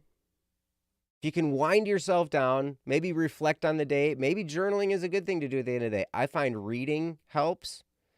And reading, I don't read anything that's like I'm studying personal development type stuff. Like I'll read some kind of easygoing fiction. Right? Or something that's light, not something that's intense. And maybe I'll read a little bit. Maybe I'll write in my journal a little bit. Or maybe I'll just like reflect on my day. Or maybe I'll just kind of like, hey, these are things I want to do tomorrow, whatever. And I kind of try and wind myself down to the point of going to bed. Then by the time I lay down in my bed, I'm a lot more ready for it. Does that make sense? And so these are things that you can actually physically do that can help. Now, they're not easy habits to develop because, they take discipline and they take effort and they take reminding ourselves. So you might have to write it down and like stick it up on your wall or something. This is what I do before bed. These are the steps I take before going to bed. And I would avoid exercising right before bed. Unless it's like maybe just really light stretches or yoga. Something really calming. But I wouldn't do any like hard cardio or workout or whatever because then you're going to be like all jazzed. I remember like going to martial arts and I went to Krav Maga for the first time. Krav Maga is an Israeli self-defense and is very deadly. And they would work us just silly. Like it was crazy. Your adrenaline's going, you're all charged up, and you've just worked really, really hard. All of us were exhausted physically. Like our bodies were absolutely just drop dead tired and in lots of pain because we were beating each other senseless, right? Like that was the sport. And I remember the instructor, he said, okay, this class went from like 8 until 9. So at 9 p.m., this class was getting done. And he's like, by the way, you're not probably going to go to sleep until about 1 in the morning. Because you're all charged up right now. I'm like, dude, I'm exhausted. And he's like, yeah, but not in your brain. Your body might hurt and be exhausted right now. But you've got so much adrenaline going through you right now, and your brain is like charged up mode because you've been blocking attacks and, like all this stuff. Like you've been on point this time. Like you're going to be up for the next 4 hours. And I was like, well, thanks for the warning. And he was right. I was up till 1 o'clock. And so what's the takeaway from that? Don't do anything intense as you're winding down your day. Right? Fair enough. So those are some things that you can do. And if you're struggling with thoughts, if your mind's racing, like mine does a lot, my mind will just race. That's why I got my little, actually, I can show it to you. Because it's been sitting here charging at my desk. Got my new little iMask Bluetooth headset thing, right? With it's got little speakers and like sewn into the cloth, And I will put on like binaural beats. You know what binaural beats are? Basically like a frequency in one ear and then the other ear has like a frequency that's like, a few hertz difference. And so like the difference between the two pitches makes a wave that you can like feel in the middle of your head. because it's between your two ears, and it's just like it's kind of like brain massage, in my opinion, right? And so there are lots of musicians on like YouTube and stuff like that. Theta Realms is one. There's another guy, I think Anthony Summers was another guy that I found, that make these, and they take binaural beats and they put them in the background, and they have music going over the top of them. And I find it to be just a great way for me to just drift off. And I don't know, I think I paid $20 for those headphones on Amazon. But, it's something that helps. And I don't know. Those are some things that I can help you. I can point you in the direction of what you can do. But like Ryan was talking about, like I said in the beginning, it's going to be a head game in the sense of thinking, I'm going to be in charge of my schedule instead of my schedule being in charge of me. Because it is a choice. Whether we take a look at our work schedule or school schedule or whatever, we look at that and we go, okay, oh my gosh, and we freak out. Now I got all this stuff. And yeah, you might have a lot of responsibilities. I understand that. It's okay. Even with a lot of responsibilities, you can be in charge of your schedule. And you can say, all right, this chunk of time for work goes in this space. What I do around that space is my choice. And so I think, Ryan, your brother Kyle would talk about, when he was in high school, he did this because he wanted to be a really good clarinetist, and he became a phenomenal clarinetist. But what he would do is he would get up a few hours before school to practice, and he would practice before school. Most people would put in their practice time after school, or if they had any practice time at all, right? But that was a great example of, I'm going to be in charge of my schedule. So if I'm going to get up at this time, that means I need to go to bed at this time, which means I need to start winding down like an hour beforehand, or maybe a half hour to an hour beforehand. Start winding down, shut off the computer, try to avoid my phone, but I know that's not always, sometimes we can't. Sometimes stuff comes up, we get emergencies, whatever. But, I'm going to start winding down at this time so I can go to sleep at this time so I can get up at this time. And that's me telling my schedule what to do rather than my schedule telling me what to do.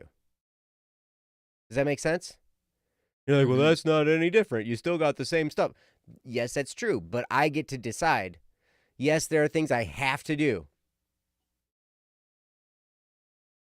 Some things I can't always schedule. I can't always schedule my bathroom breaks. Sometimes nature just calls. You gotta go, right? Like, okay. You get up in the middle of the night and you gotta go, right? Like, there are things that sometimes are beyond our control. But when it comes to how we apply ourselves to our schedules, we can be the ones in charge. And you can do that too. I think a lot of the problem with not getting enough sleep is us we fail to recognize that we can be in charge of that. We kind of just allow ourselves, and we're like, but I really feel like doing this. And yeah, okay, it's fine to entertain yourself. It's fine to watch Netflix. It's fine to play video games. It's fine to do all that stuff. It's fine to do it whenever you want. But maybe instead of this is going to sound really radical. Pull a Kyle on yourself. And instead of gaming late into the night, get up a few hours before you have to do anything and game then. I actually had my best friend through high school did that. Oh, really? Yeah. Yeah. And it was helpful for him because one, by the time he was going to school, he was awake. He Mm-hmm. was ready. Sure. Also it helped him get up because he was like, "Oh, I'm gonna get up and I'm gonna play games. This is great." You know, Mm-hmm. and like it got him out of bed, and then also it allowed him to have a personal time where he could be on the computer and his brothers weren't fighting over it for with him. Oh, Yep. fantastic. It was like a Yeah. win-win-win. Yeah. It was super win. I was like, Mm-hmm. dude, great on you, man. Mm-hmm. Yeah, that's nice work. Yeah. So anyway, that's what I got. Ryan, did you have anything else? I just wanted to answer Hatsu's question. Would lo-fi music work? You're talking about in terms of settling down or falling asleep, and I think it's a good distinction. Either way, here's the answer. Try it out. Try it out a few times. See how it works. I can tell you from my personal experience, I cannot fall asleep to music. Um, my brain goes 100 miles an hour. It thinks about the music, and it's thinking about, okay, okay, yeah, that's doing that. Yep, that's doing that. Wow, this is a really repetitive song. Man, I wish this song would get over. Could this song please shut up now? All right, okay, good. Next song. All right, that song's, yep, okay, yeah. It's like my brain does not want to fall asleep on music. It can't. Hmm. So, and I've tried, I've tried enough to learn that's definitely the case. So, find out what works for you, and sometimes you just got to test the waters until you find, some people like white noise, some people like the fan to be on in the room, some Mm-hmm. people like to listen to the seashore, whatever, and we have so many tools available to us with audio on our phones now. It's pretty cool. Mm-hmm. But um and Joe said he does binaural beats, and I can't really do binaural beats. It messes with me. It's Right. like my brain is thinking too hard about what it's listening to allow it to be effective. So Mm. my brain just doesn't work with that. So anyways, you just got to test it out, see what doesn't work and see what does work. For Mm. me, what I found works really well is drinking a glass of water before I go to bed because I don't know why, but my body just feels okay. Yeah, no, we got everything we need. We can settle down now. Um, so that's the only thing I found was incredibly effective in my life. Um, Mm-hmm. Aside from just a lot of things that Joe said, settle down. I like what Nyansai said. What you're watching in videos, your brain can't distinguish between, like, your brain experiences those things if that's what you're doing. So it's gonna keep on running through those videos or getting that hyper experience if it's really intense, before going to sleep. And that's true for video games and whatever you have you. So yeah, I mean, there are certain things that make me fall asleep. Puzzles. Like if I'll lay in bed and do a puzzle, like on my phone, again, some people that does not work. Um, and for me, sometimes I'm just touching things and I go, oh, oh, oh, I'm gonna put my phone away. I'm falling asleep. Hold on, this is great. Great. And then you lay in bed for 3 hours. No, no. But yeah, sometimes it's not necessarily puzzles. It's just games where you like games that are so basic, like they don't even have to interact with them in a mental way. It's just like click, click. I'm doing this for nothing, and then my brain will just start to fall asleep, and that will be helpful to me. Um, but some people, like you get the blue lights energize their brain, and they can't fall asleep. And Mm. so this Mm. looking at a screen or staring at a phone makes their brain go, woo, woo, woo, woo, I'm really awake right now. And so they can't fall asleep if they stared at a screen like for 5 minutes, an hour before bed. And so there's all different kinds of things, and you got to figure yourself out. And I'm still figuring it out.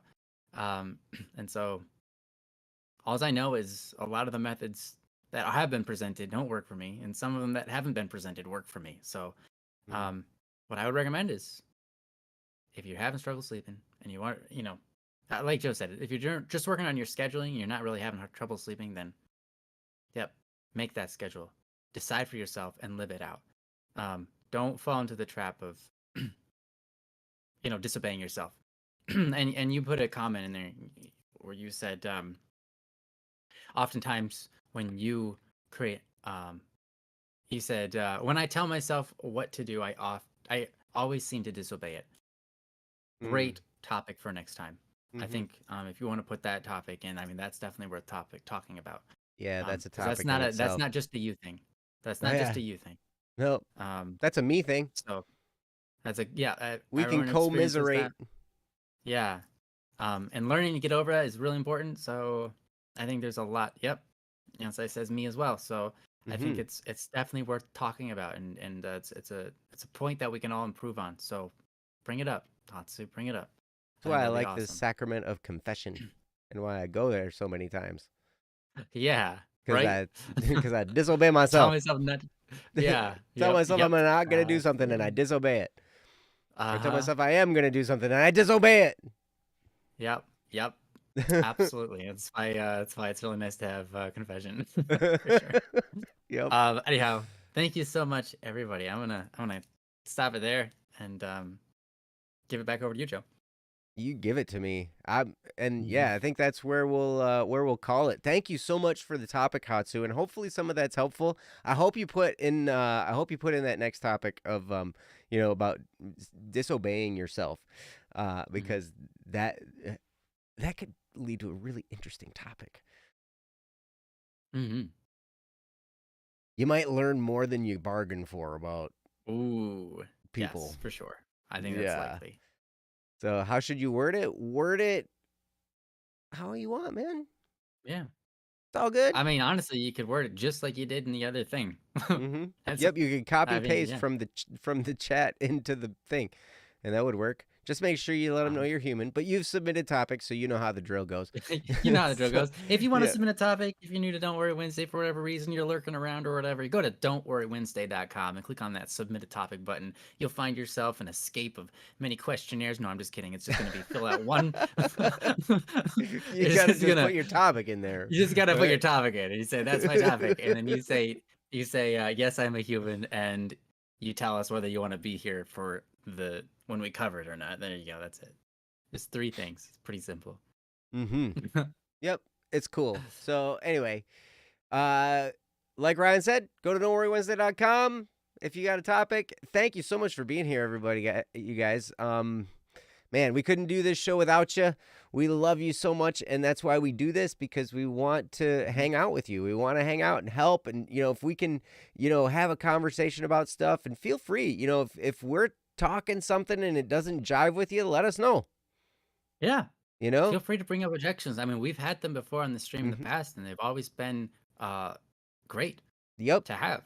They absolutely And are, because then it helps us to know, like it helps us rethink our point, right? mm-hmm, So then it's like, oh, so they're right. What I'm saying isn't always right in these circumstances. Whatever. Like there's all kinds mm-hmm, of stuff that we can dig into when you guys argue with us in the chat too. So that's okay. But you yeah. guys are so amazing, and we're so glad you're here. And we look forward to next Wednesday when we can hang out with you again. So until then, go to don'tworrywednesday.com and submit a topic. Every single one of you. And if you don't, That's that's right. okay. You know, yeah. Well, it's not really okay. It's okay. Oh, okay. It's okay, guys. It's okay. Just said it Just was do okay it. twice. Just It you must can be do it okay. again. You can do it next time. So That's right. we'll remind you again. It's okay. Yeah, I'll So tell you next week. Is it okay? I don't know. it's okay. I mean, it's Me your and soul on the Ryan line. Yeah, I'm not me and gonna say Ryan are anything, gonna have but an argument. Ryan says it's not okay. I say it is okay. I'm the host tonight. mm, So tonight it's okay. yeah. All right. Well, we'll see about next week if I change Good. my mind or not. Oh yeah. All right. All right. Cool. Well, you guys have a great night and a great week, and we will see you right back here on Don't Worry Wednesday. Until then, you guys are amazing, and we love you. Take care. Bye bye. Peace. Bye bye.